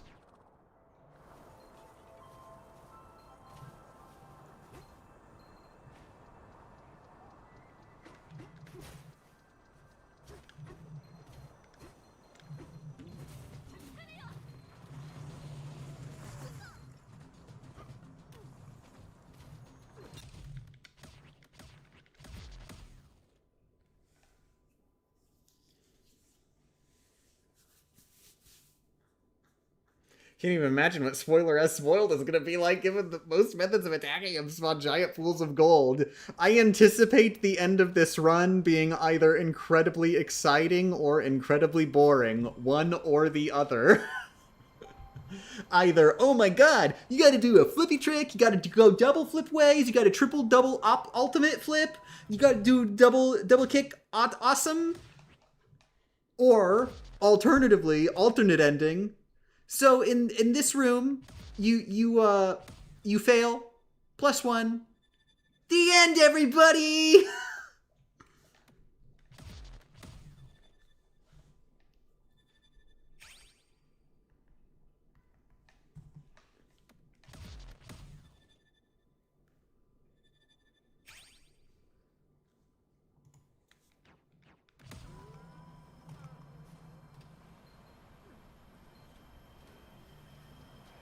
Assume this stream is the actual run? Not necessarily. I haven't done it yet, but I am planning on just, not actually for reals doing one of the things. This is officially a segmented run. Which I don't care very much because there are failures.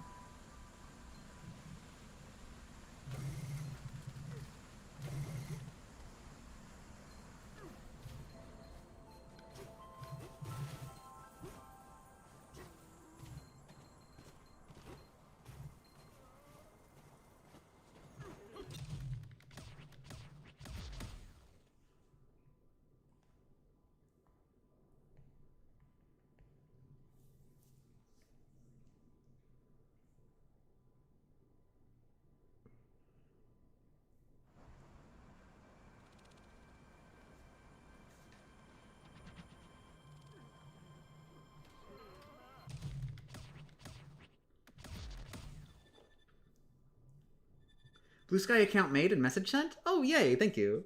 Heart emojis.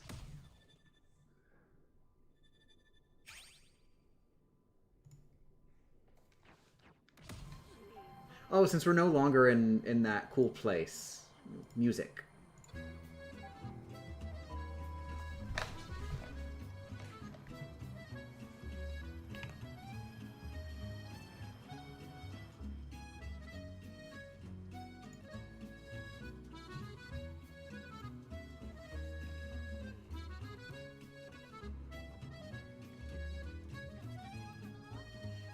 Okay, so this, if we go to this tower, we can skip up through here and get to the end of the freezer lair, but Zebra Bonanza is actually in here on the intended path in like a different sub area. So we're gonna be trying to get Zebra Bonanza first, because obviously getting a permanent upgrade, that's good. Even if we might not necessarily find a use for it, it's good to get a permanent upgrade. And remember, in the original context, I wasn't going to be able to get Ostrich Bonanza. So, having Zebra Bonanza still will help Traversal more if I don't have Ostrich. Like, at least then I get a speed boost for platforming. That could seal the deal.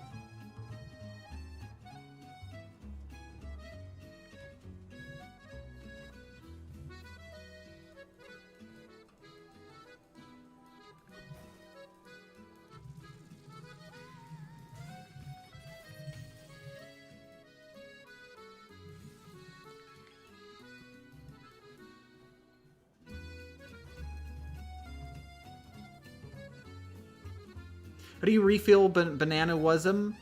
Sleep in a bed. I forget. I'm sure that I have access to a free bed by now somewhere in the game. I'm not sure where.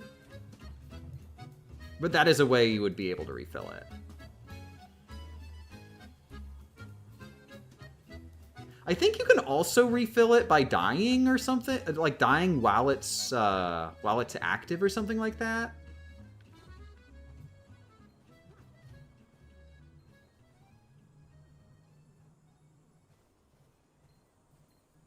Do the melons also count? I would say that the melons are... I'm just going to say the melons are banana just because we don't need them. Okay, so anyway, so here's the thing. Did I save? I'm not sure.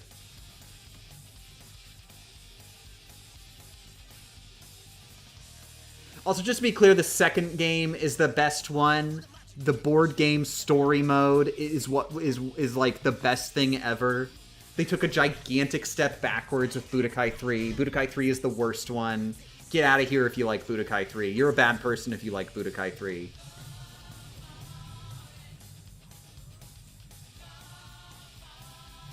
So yeah, then that happens. I just auto-collected gold. And if you look really closely, the reason I auto-collected gold there was actually because... I'll show you.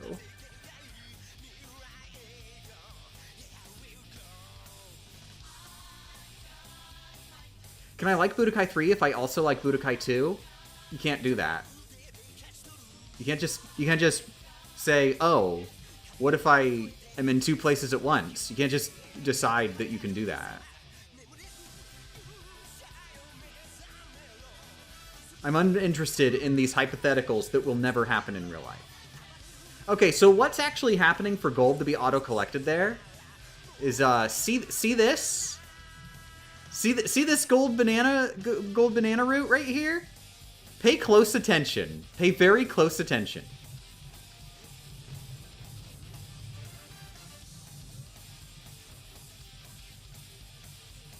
I auto-collect just the tiniest bit of gold because that piece of the banana root explodes in the cutscene, which doesn't make me auto-collect gold, but then falls and breaks on landing, and then it's like, oh look, this gold shattered. That means the player should get gold.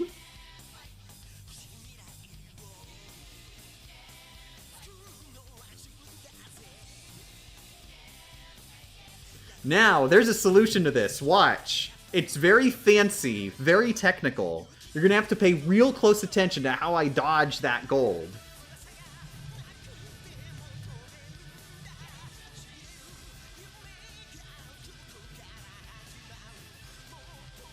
DK does not have object permanence. If gold breaks on screen, you auto-collect it. But if you're not looking, it may as well not exist.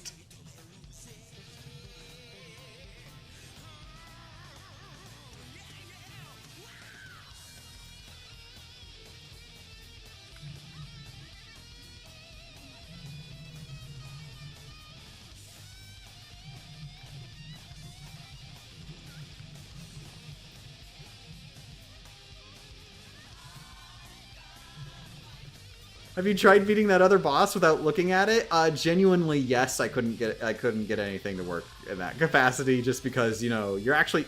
It's not that it's happening to get hit. The boss doesn't happen to get hit. You're actively harming them.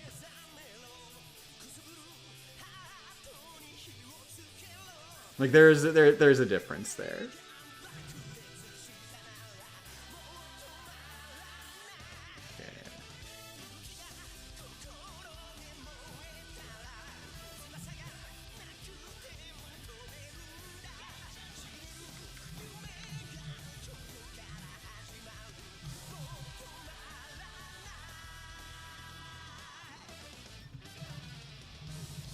Nabbit.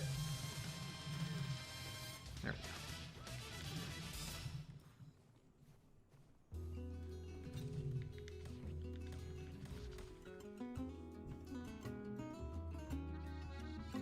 Didn't we just listen to a variation of this same song?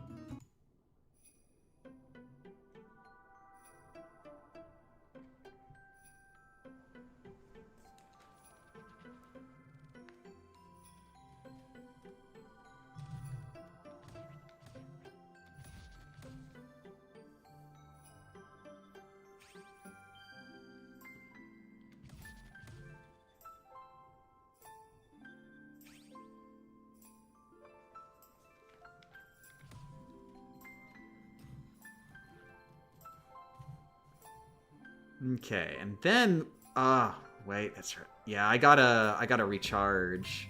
Look, we got a checkpoint right next to it. So yeah, there's a bed in the lagoon layer that we can use.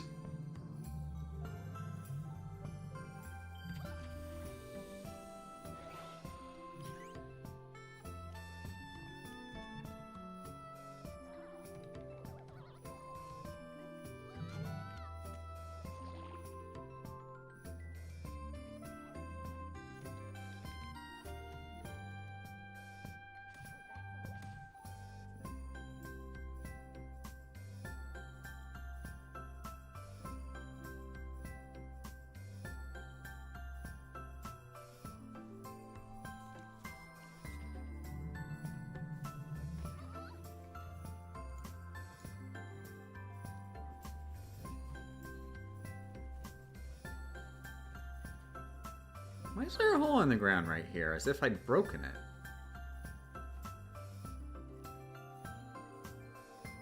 Is that normally there?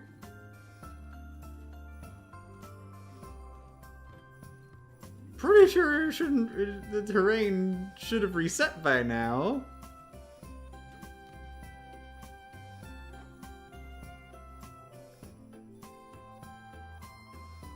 I think that's the spot where I land, but I didn't land there. I landed somewhere else, right? Or did I walk around in a giant circle or something?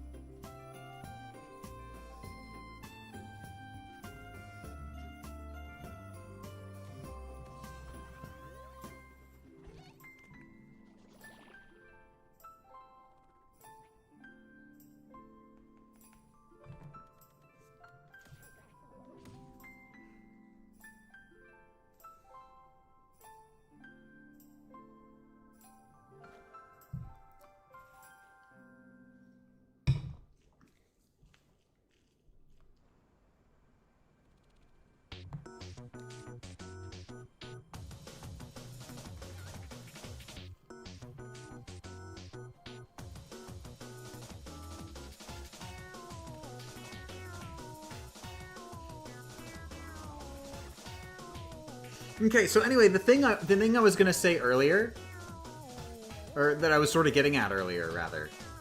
So remember I said, oh, we can go over here and skip to the end of the entire lair and just go straight into like the lair boss fight, or we can go get Zebra Bananza. We can do one or the other. Let's go get Zebra Bananza though. That'd be useful.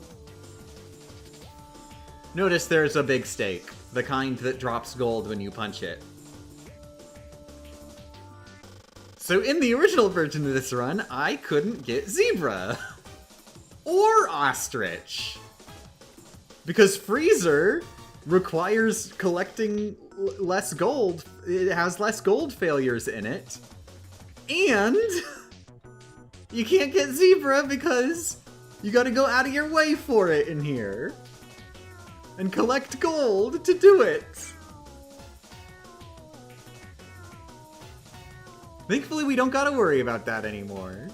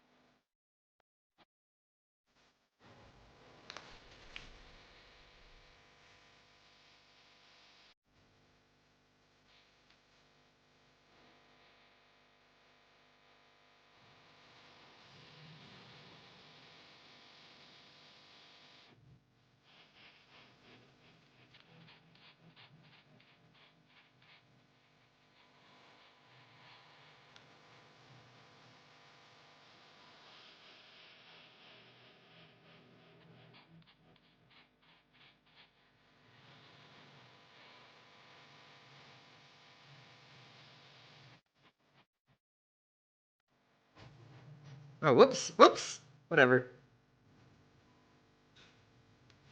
It's gone now.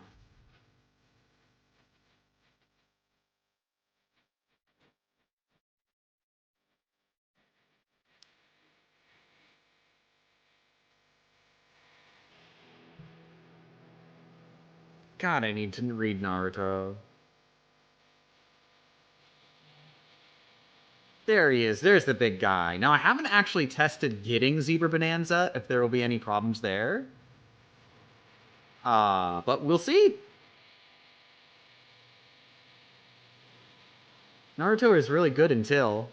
I actually watched it as a kid until the time skip, so no spoilers if the until is after the time skip. But yeah, like, I watched Naruto up until Shippuden started.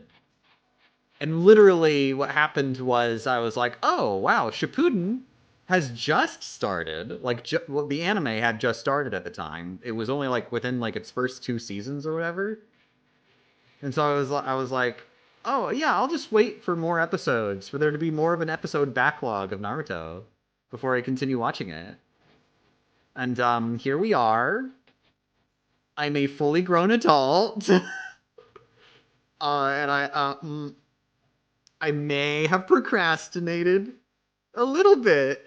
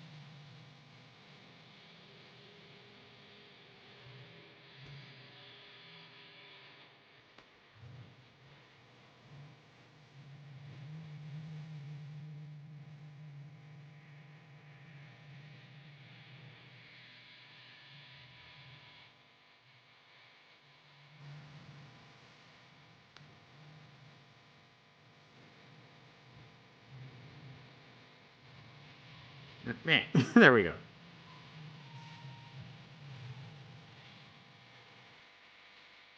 I love classic Naruto. I can't even joke because I'm on the same boat as you. I'm not super familiar with Shippuden. God, I really do want to get back to it because Naruto was like a. It was like a big thing for me at the time. Like I was binge watching it every single night, like I in bed. Because like I remember really well, like I had it set up so that I could just watch Naruto in my bed, laying down, looking at the TV, and I was navigating the internet with the Wii web browser. And that is how I watched Naruto. I watched it on really super definitely legitimate websites through the Wii's web browser.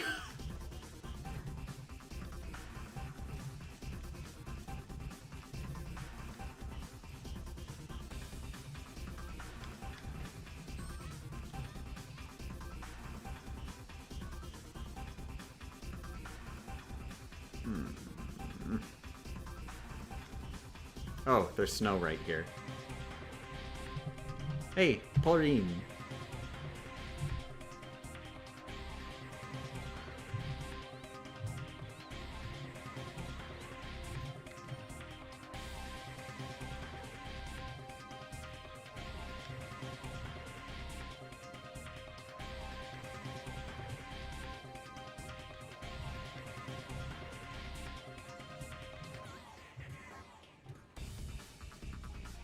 That's right, I can't hit that because I can't load without losing the record.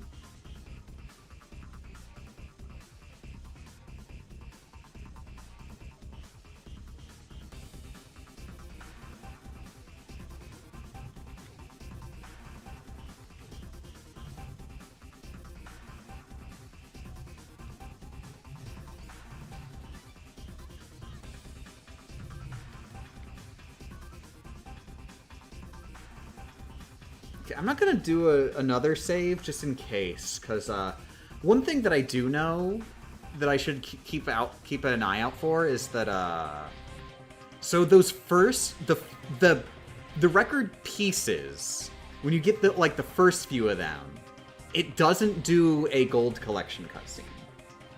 Uh-oh, what the? Did I mess something up here? Did I accidentally press the remove focus button? I guess it's working. That's weird. It's weird that the lights turned off.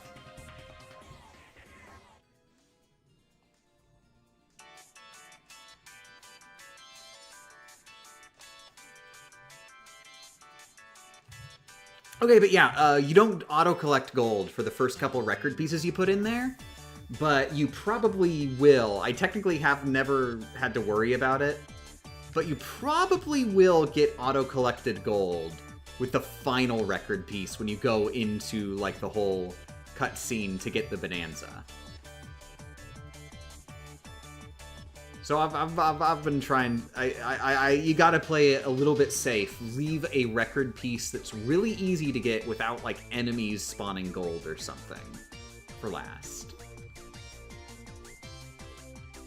I'm not sure what that would be here, but that's why I'm leaving my backup save just in case. That one right there that one looks pretty simple to get to. Without any gold spawning from enemies or anything. No enemies along the way, I hope. Yeah, no, this is gonna be the one to leave last. Since I know that that one's there, I'll just go ahead and do the save then.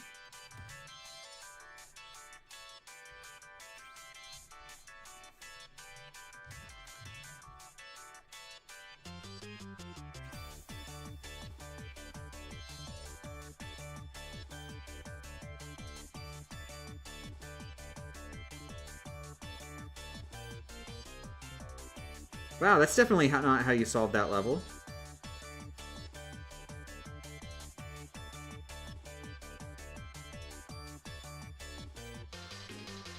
Technically, this one's gonna be a dumb one. Okay,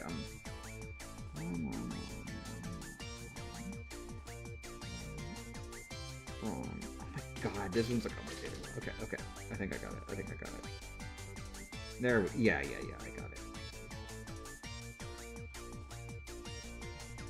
Okay.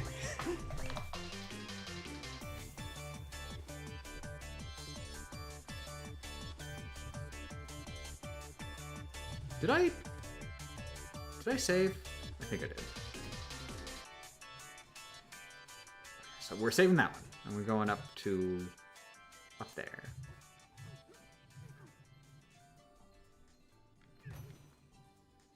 Dagnabbit. What a jerk.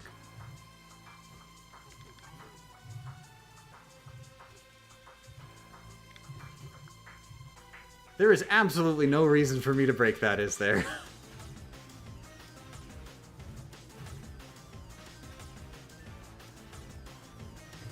Meh.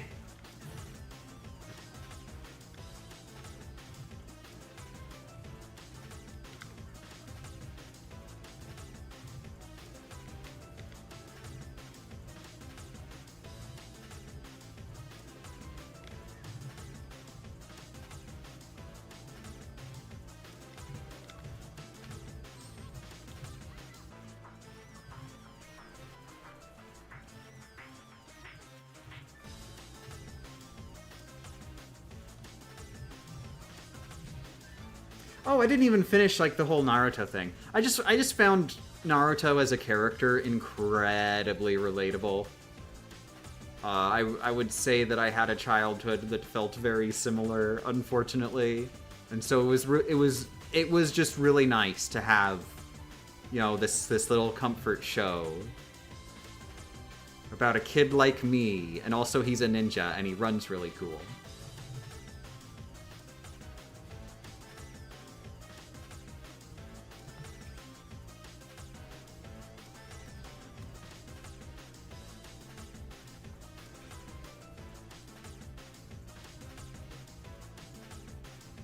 What sold me on Naruto was his optimism. Yeah, he's always telling people to believe things. For the record, he never does that in the version I watched. Apparently that's like a thing in the English version. I know that they made it like his catchphrase. He's always like, you should believe in the power of it.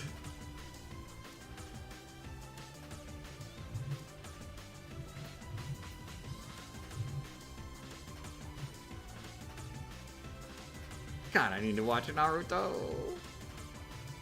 Read Naruto. I'm sorry. I've grown up, in fact, to be like a more cultured woman who reads the manga first and then watches the anime.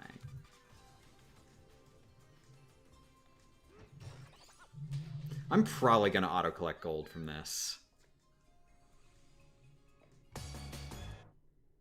But I may as well check.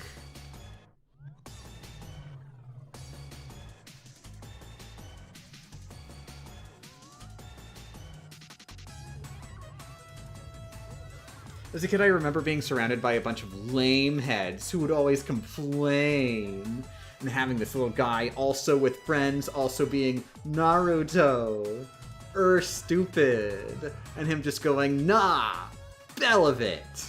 It was nice. Yeah, exactly.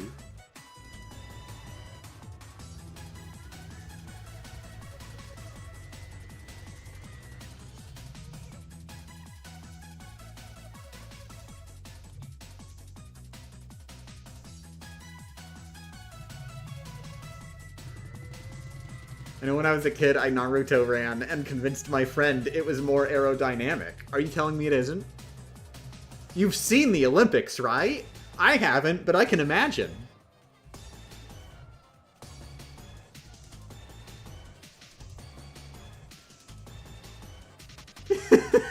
You've never seen a Naruto episode? I don't know where you got the information from.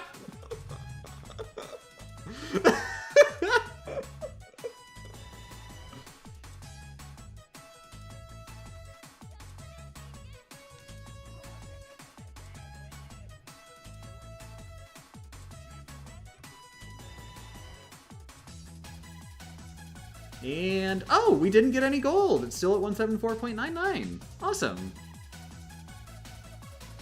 Huh. Okay, we got the Zebra Bonanza now.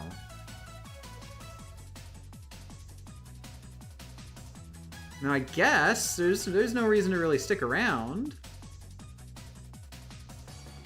First, I'll just go ahead and save that. I don't have any chips, do I? Okay, no. Because there was actually a run a while back, where a time when I noticed, oh god, I've got a bunch of extra chips. And had to, like, go back to a backup save quite a while to get rid of my chips.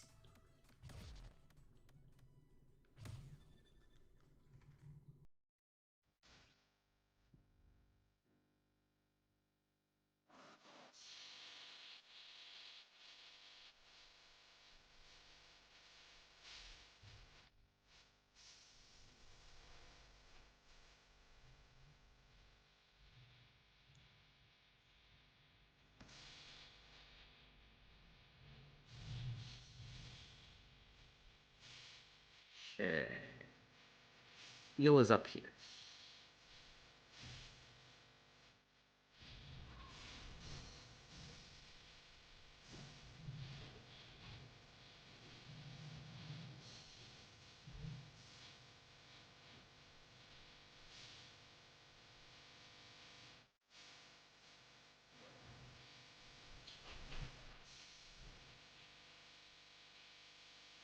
Oh, those are some good emoji.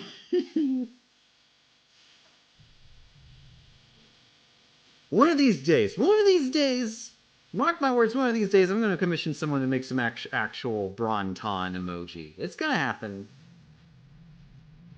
I'm just not professional enough yet. I'll be professional eventually.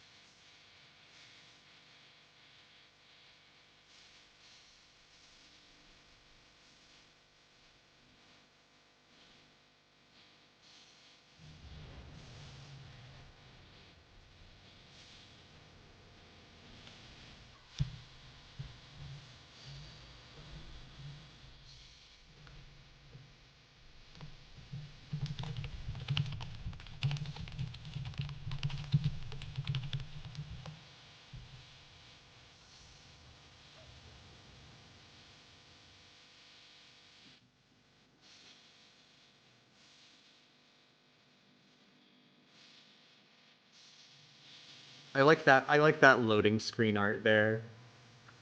DK just the look on DK's face, I don't know. It gets to me.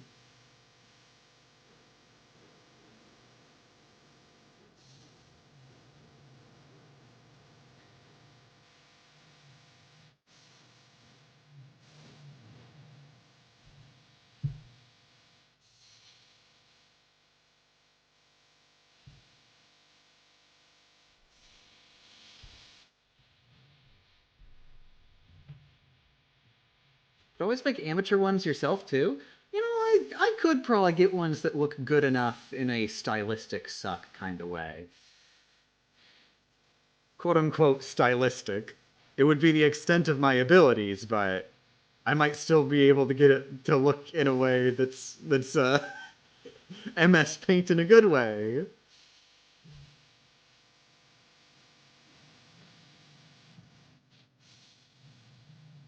Well, I gotta watch for if I end up getting gold from those muncher enemies.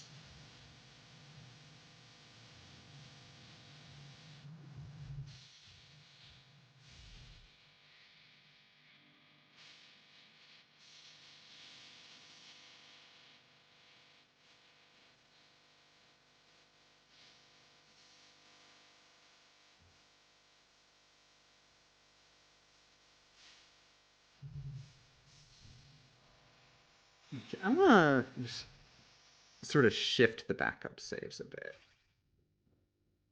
It'll be the top and bottom.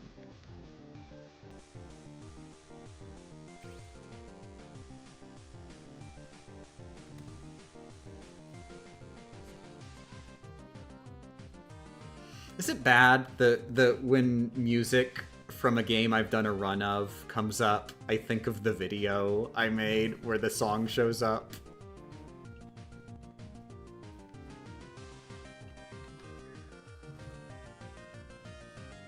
Like, I can't not think of my own voice speaking over this song in YouTuber voice.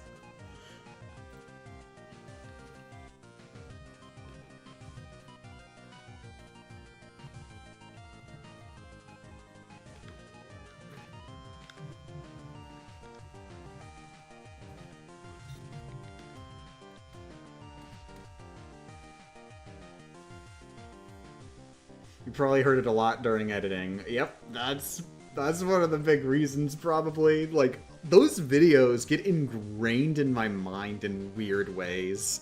Even if I never watch them again, like, I just remember those little bits of voice lines. It's even a weird thing, like, there will be times where I re-record a line, but the re-recorded version of the line sounds wrong even years later because I had gone in editing hearing the older version of the line way more than the final version.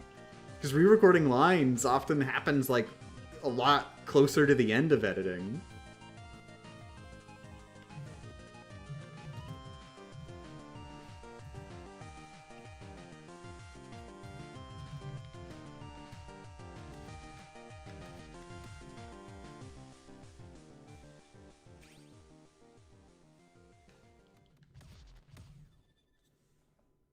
That happens to me whenever I hear a song I worked on back when I was younger and did See the Gunner rips and stuff.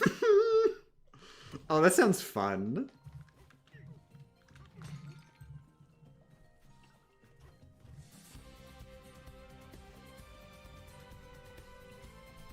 Oh, I probably shouldn't play this particular one, considering that's spoilers for the game we're playing.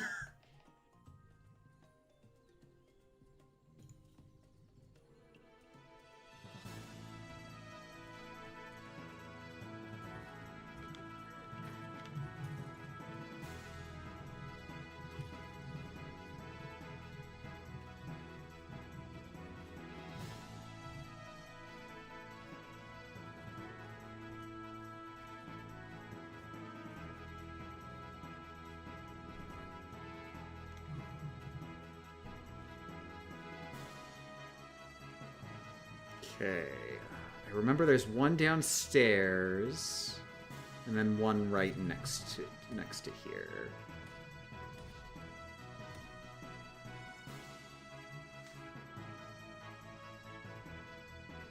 Looked at the ceiling and my Tears of the Kingdom brain said ascend. I can't wait. Can't wait to play Tears of the Kingdom. I've mentioned it on stream before. I try not to talk about it too much. But, because of the whole thing that happened with my hands, Tears of the Kingdom came out, and it was kind of a terrible point in my life.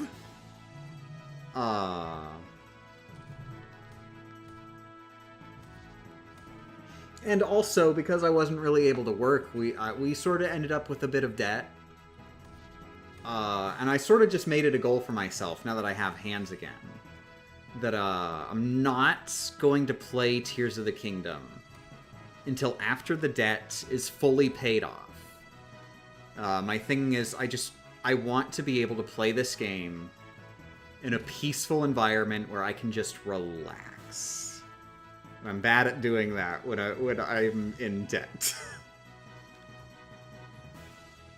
And thankfully, basically all thanks to Apple changing their policies in a way that made Patreon change their policies. The Patreon is now on monthly instead of per video. And so I get consistent income each month without actually necessarily skipping months when I'm working on like bigger projects and stuff. And I don't feel the pressure that I have to get a project out on a date. Things are just so much better now, and the debt is gradually dropping. Tears of the Kingdom is in sight now. Literally, my bank account is synonymous with the Tears of the Kingdom counter. When the debt part of the number reaches 0, that means I get to play Tears of the Kingdom. Thank you, everybody who's a patron, and also the people who like did subscriptions and stuff. I'm gonna get to play Tears of the Kingdom before I die. Whoa, what's that?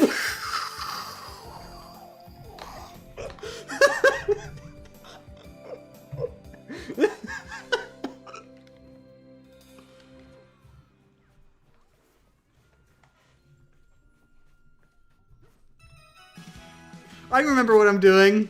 I got distracted. How do you get there again? I gotta go. Oh, that's right. I remember. What I did was I would always just go through a window.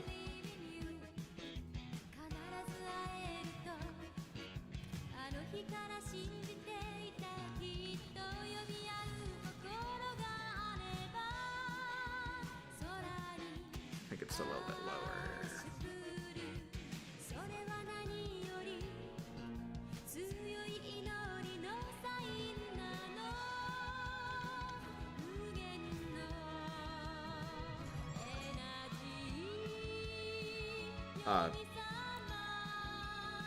I think an enemy just died and spawned a disc? I think that's what just happened.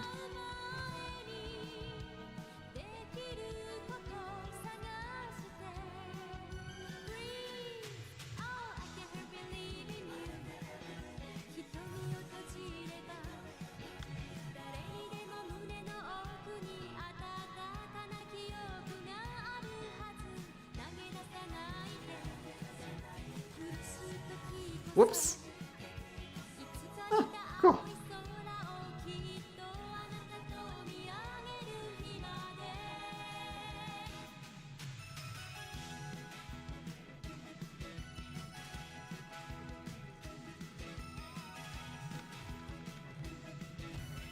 I'm good at video games.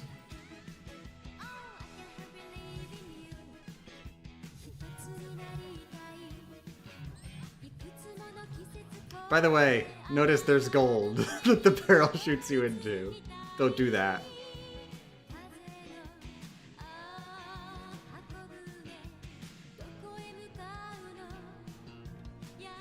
Luckily, don't do that is a valid option.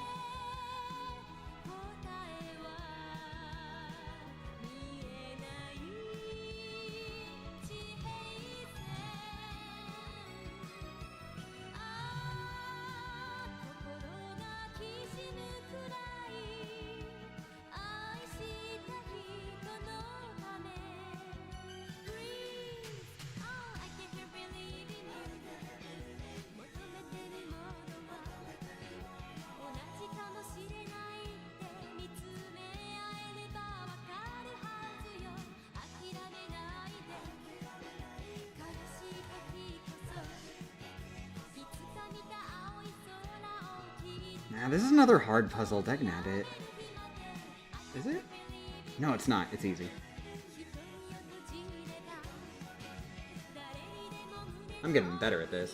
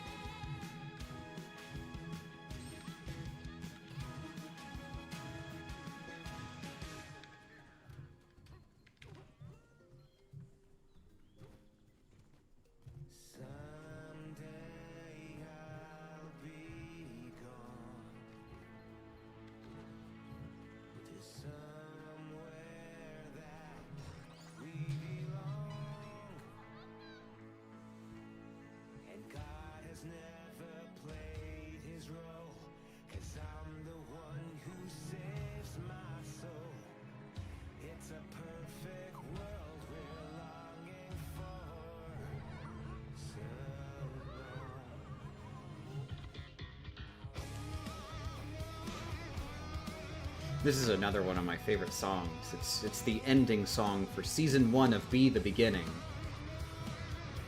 That's also an anime I like. I'm not gonna say it's one of my favorite anime. It's a weird one, but I love it.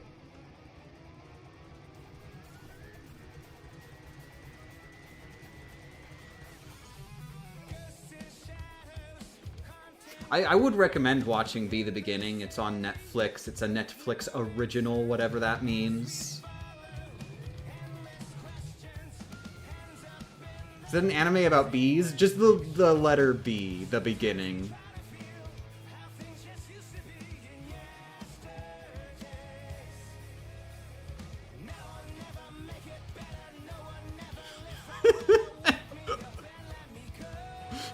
Pauline's got such a singing voice.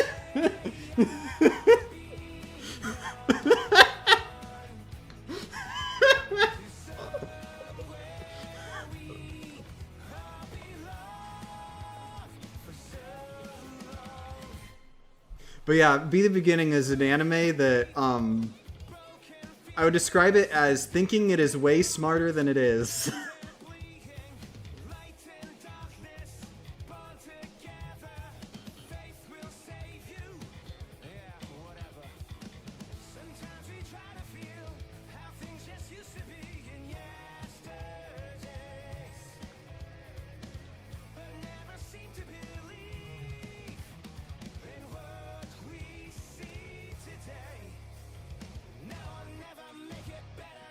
Also, just an advance warning, so that it got a second season. The second season ends on a cliffhanger because it's really basically just the first half of 2 seasons.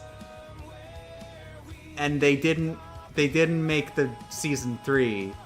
So season 2 is just like half of a story that we will never get the conclusion of. The end.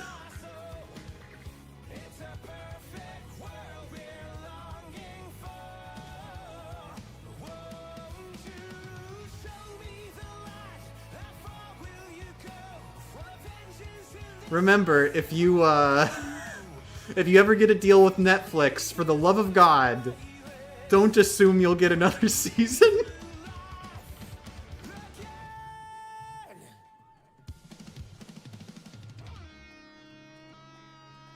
Wait, what am I doing? I have Ostrich. It doesn't matter anymore. Okay, so I'm just gonna tell you right now, the boss of Forest Lair we cannot do without collecting gold. But we can...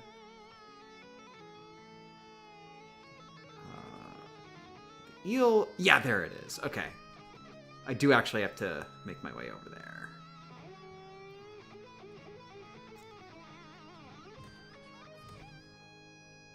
I might have been able to get over there from down here, but just in case.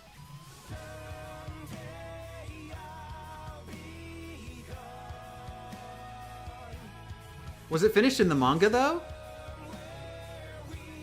Be the Beginning is not based on a manga. So, there you go!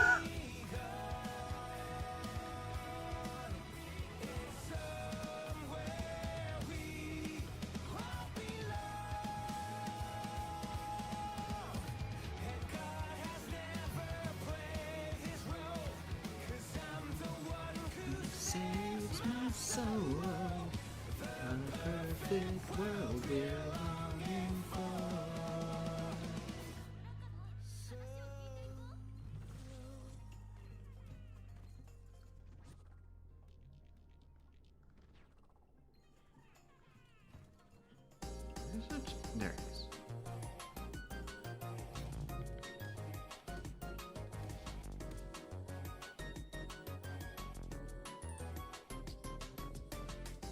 Why are we in the jungle? I thought we picked Zebra Root. We're capable of getting both Zebra and Ostrich Bonanza without collecting any additional gold.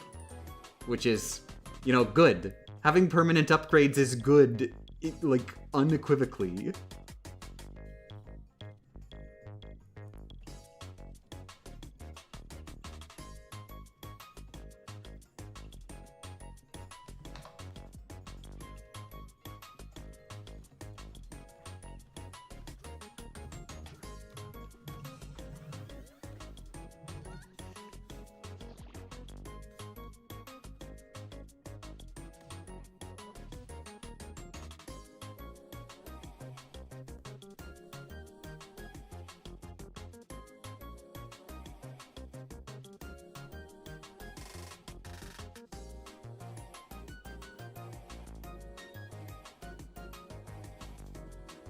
Yeah, now we're going back to Freezer because, like I was saying, the forest boss does actually require us to collect gold, basically. It's just sort of a jerk that's constantly spawning gold faster than you can let it despawn.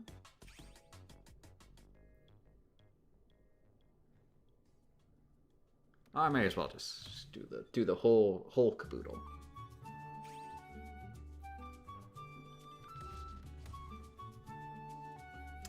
The forest boss can spawn gold faster than you can let it despawn. And then also on top of that, like, you know, well, I guess that's just it. You'll auto-collect gold after the boss is defeated. So there's just no way around it. You have to collect gold if you beat the boss. Freezer layer boss, you can actually beat while letting all the gold that spawns despawn. She does drop gold. It's just that we're capable of letting it despawn. Also, I would like some fractonium. I'm sorry, I would like some fureruya.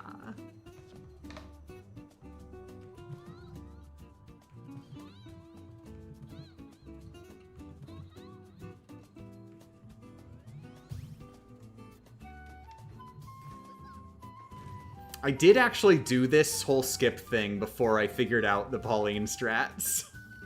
So I was just doing this with Snow. I'm just manually placing it.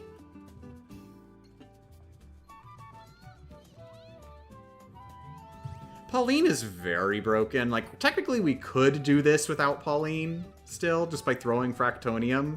But she's just so much faster and easier.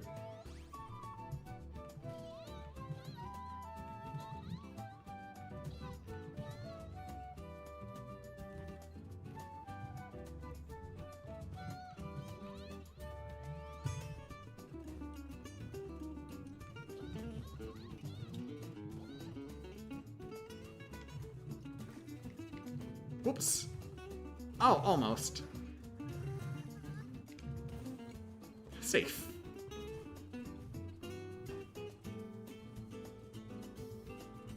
Oh, wait. Ah. The rope is up there. I think maybe it's supposed to be hard to get up from here. That's fine, it's not a big deal, because, I have a screaming child.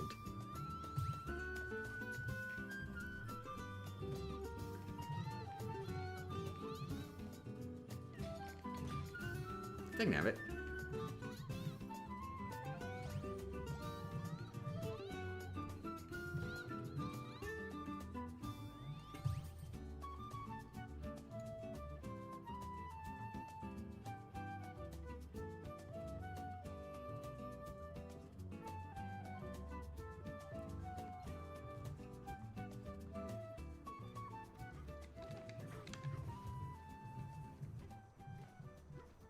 There we go.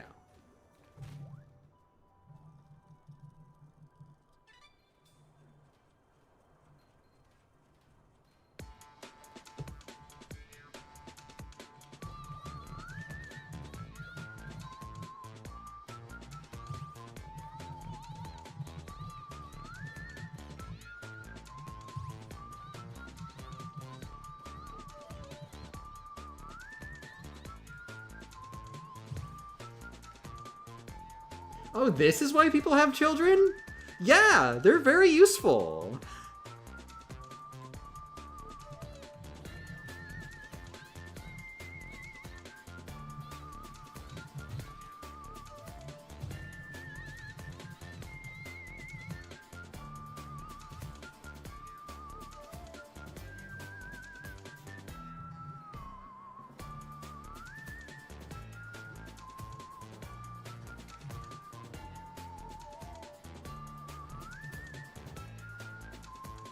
There we go.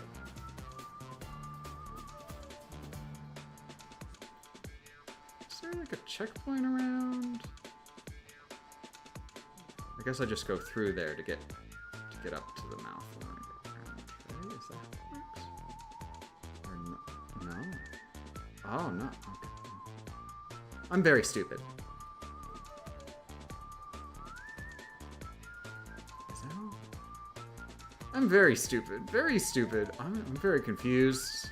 Did I get somewhere that isn't actually main path or something?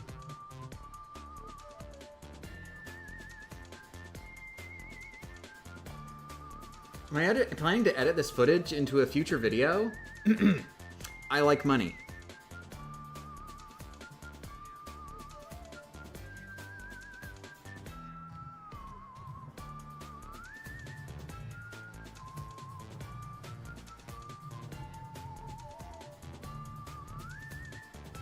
What do I think of the impact this game had on the dad game genre, previously only known for The Last of Us and Yoshi's Island? Good. Thumbs up.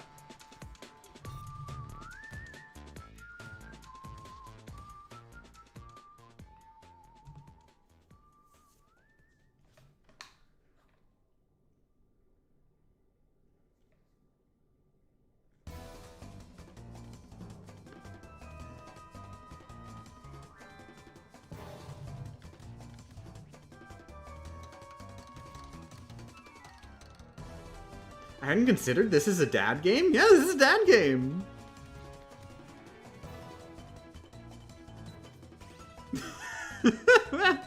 Somebody's gotta make a collage of all the dads of gaming. Of all the dad game dads of gaming. I just sit in the middle of his DK with his dopey ass banana loving face.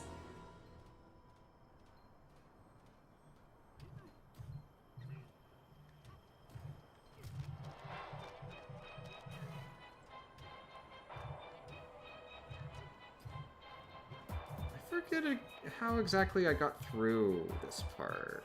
I just sort of remembered getting to the boss.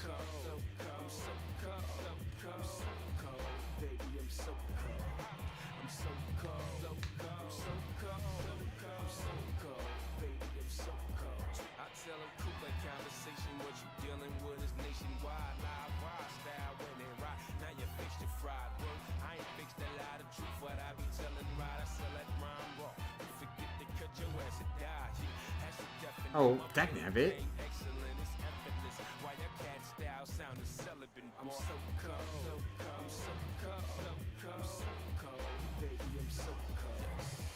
When is a game a dad game? When it becomes a parent.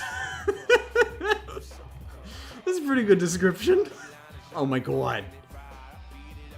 Why do I have no memory of this? I think what must have happened was I just climbed to a better part of the level geometry where I could just reach the top really easily.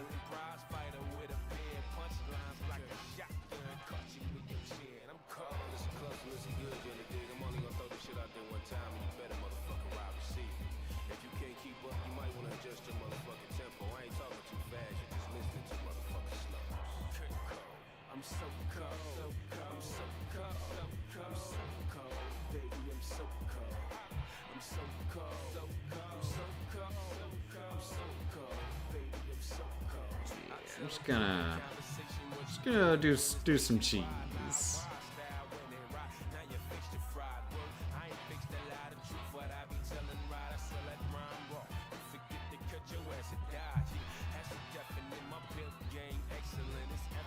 So yeah, I was gonna show this off later because I hadn't actually needed it originally this early in the run.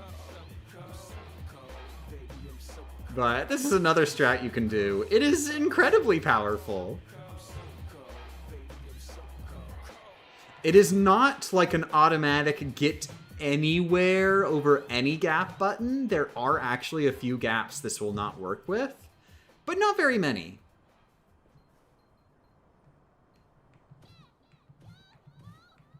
Because like either you don't have access to the proper materials, or I have found at least one gap where it like the material refuses to build over it. The devs actually like thought of that and were like, no, let's not let players build anything over this gap.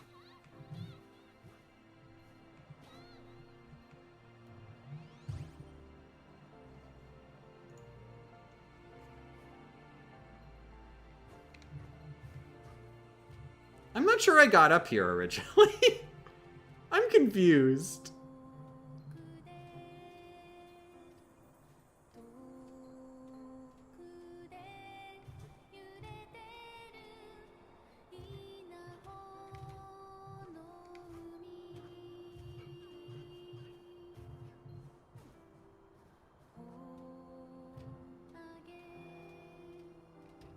I am so confused on where I'm supposed to go right now. I guess I do just go to the top. I go right there. Is that an Easter egg thing, or is that where I'm supposed to go? What? I'm so confused. Was I just supposed to dig in there? Oh my god, I'm stupid. I am so god friggin' stupid.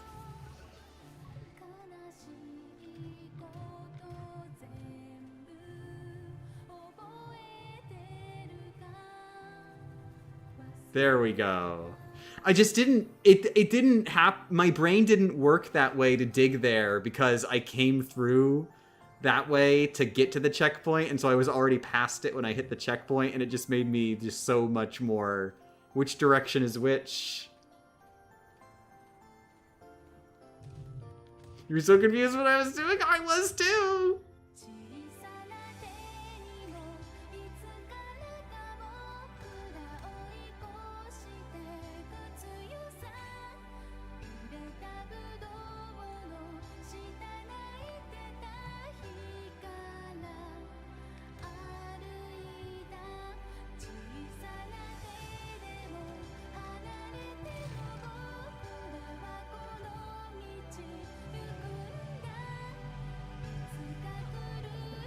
Okay, I'm probably gonna have to be ending the stream soon. Probably just after the... Yep.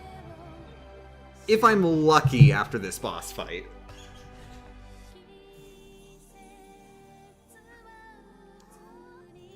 This is actually a fun one, too.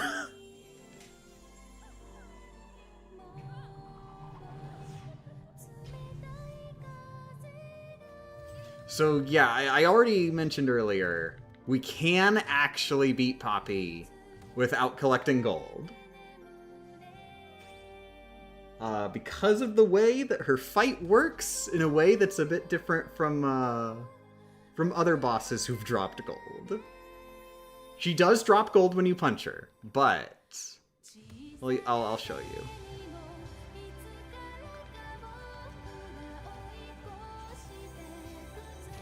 So you punch her against a wall, and then now you're supposed to punch her, and these punches deal damage. And she drops gold. If you stick around to punch her more than like once, you'll probably collect gold. So now she's just dropping gold all over the place. That's messed up. How am I supposed to beat her when she's dropping gold all over the place? Because remember, the moment she dies, she's gonna make me auto collect the gold. This is really messed up. What are we gonna do?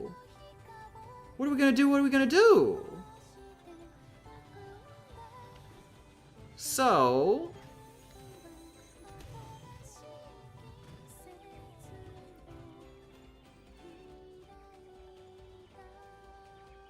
she is stunned. So long. Not forever, but just so long. And she doesn't drop any gold when you stun her, only when you deal damage. So if you want that gold to despawn, just wait around. If she starts making a fuss, punch her in the face.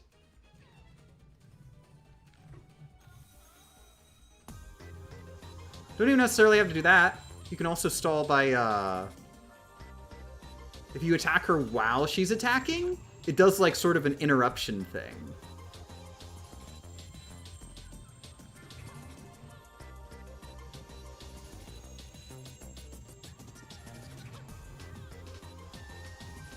Well, I forgot to mention an important part. The reason why even punch her in the first place? Why not just dodge?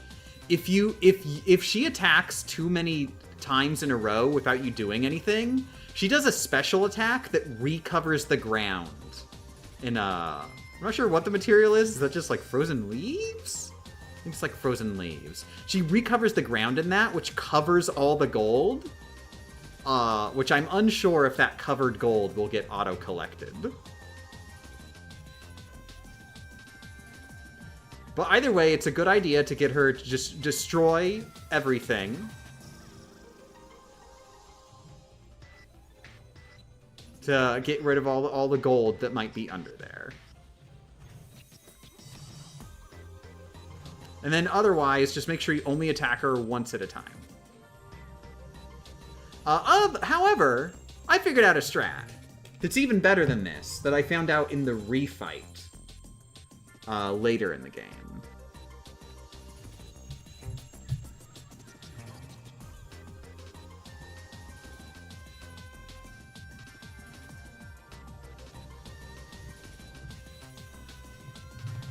So Pauline is capable of damaging her. Get her to drop the gold. And you don't even gotta worry about it. The gold's all over there. I'm not collecting any of it. You barely have to move when you fight her like this. Anyways, I'm gonna die just because I'm already low on health. I don't wanna risk dying later.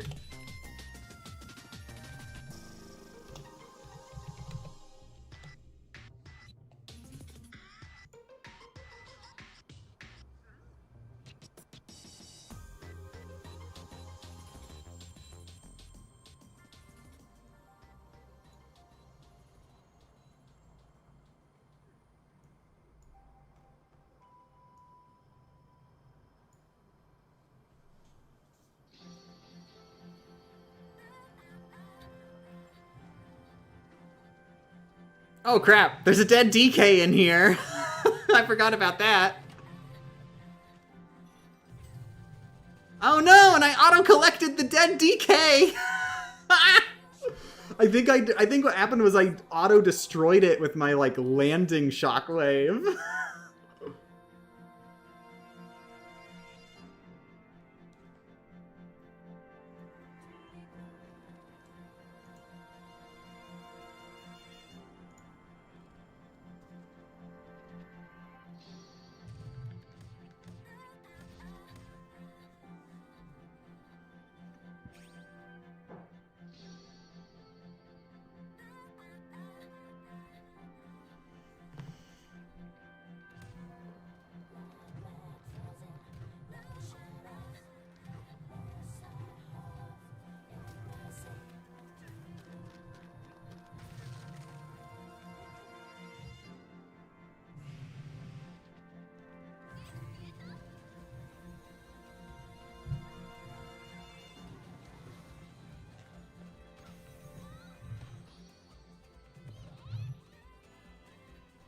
Anyway, so yeah, now this fight, it's really just a matter of patience.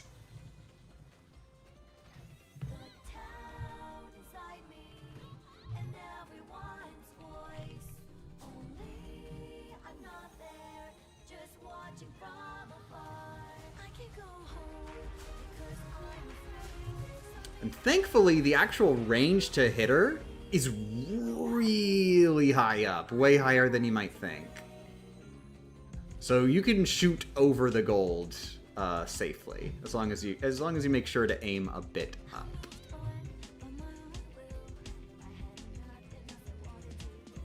Oh, if you weren't aware, Pauline's bullets are capable of collecting gold if they touch gold. That's why you need to aim up.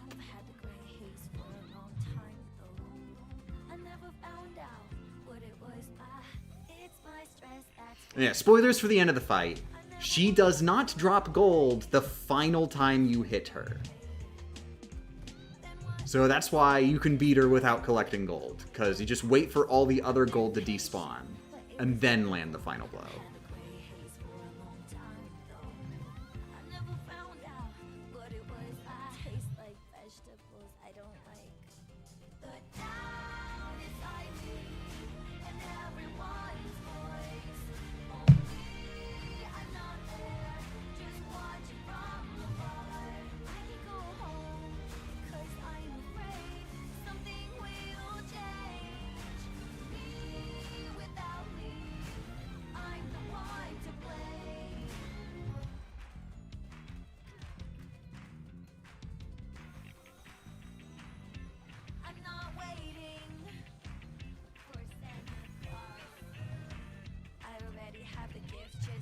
It's really messed up that within like 3 hours, I've gone through like a couple weeks of this challenge. Unless I decide to do something about it. It's not even a case. I've been patient, but it was bearable. I've had the gray haze for a long time though. I never found out what it was. I hate the alarm clock I chose. The town is like me, and everyone's voice. Only I'm not there. Just watch it from afar. I can go home because I'm afraid something. Somehow I have yet to meet a trans girl who doesn't have Bridget's theme in at least one of their playlists. I haven't even played those games yet, and somehow it made it in there. Who the heck is Bridget?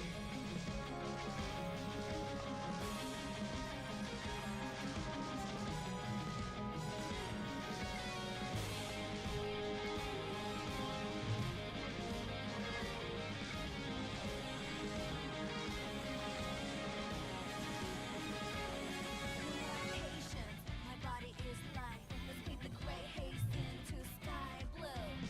I know who you are. I'm not leaving you again. The town is like me, and everyone's voice. Only I'm not there. Me. Just watch from afar. There is nowhere to That's one way to do it. nowhere to go. It's all delusional. Oh my god, I don't even have to let her attack.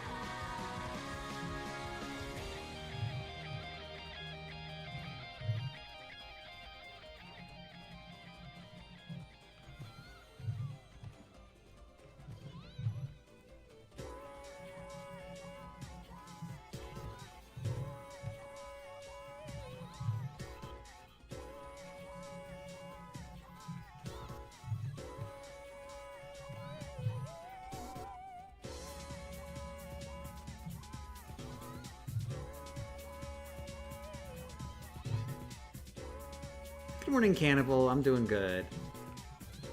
Redoing the entire challenge run, why not?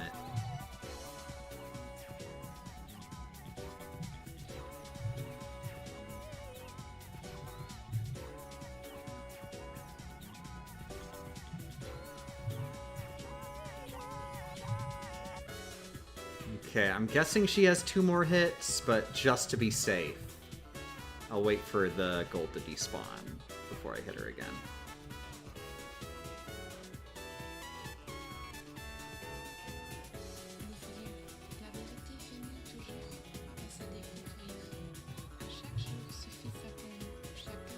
By the way, if you hadn't noticed, the gold actually will only despawn while you're looking at it. The gold does not have object permanence.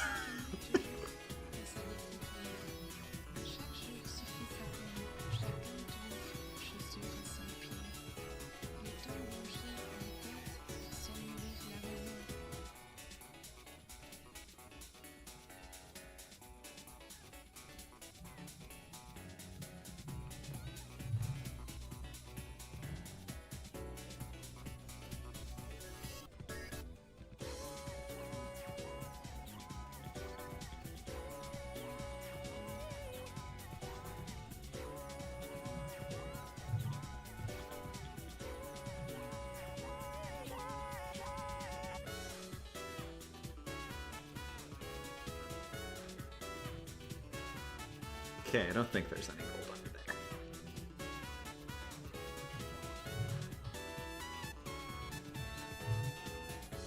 Okay, one more.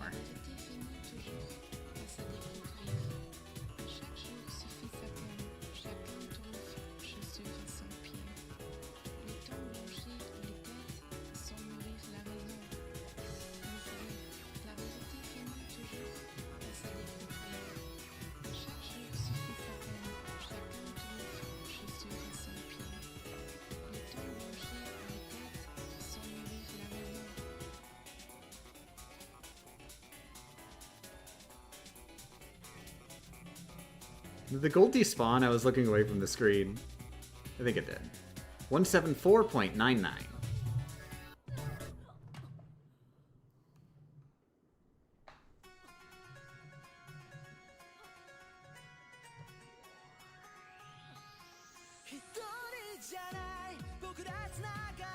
Yeah.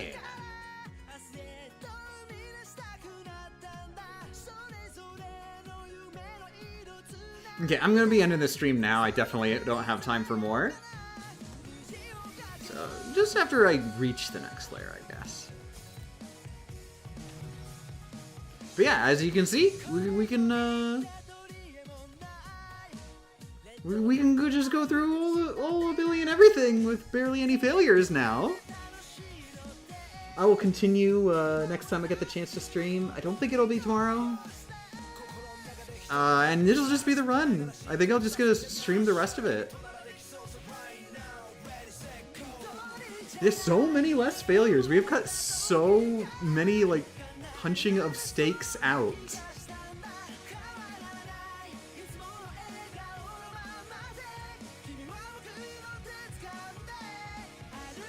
Oh wait, we haven't actually beaten it yet. I forget what the actual boss is. Oh no, wait, I remember the actual boss. We do actually have to fail when we fight the actual boss. So it's the same in the forest layer and the freezer layer. The final boss is a failure. I'm sorry, I completely brain-minded. So no matter which one we choose, we're getting a failure. Either freezer or forest, unfortunately.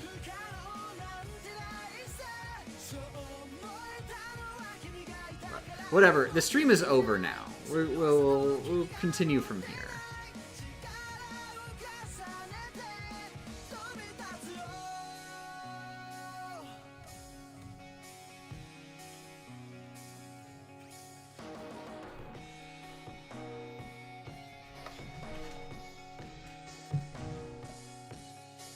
I think Game Champ speaks Japanese too? Yeah. 私の日本語は本当に sucks. Yes.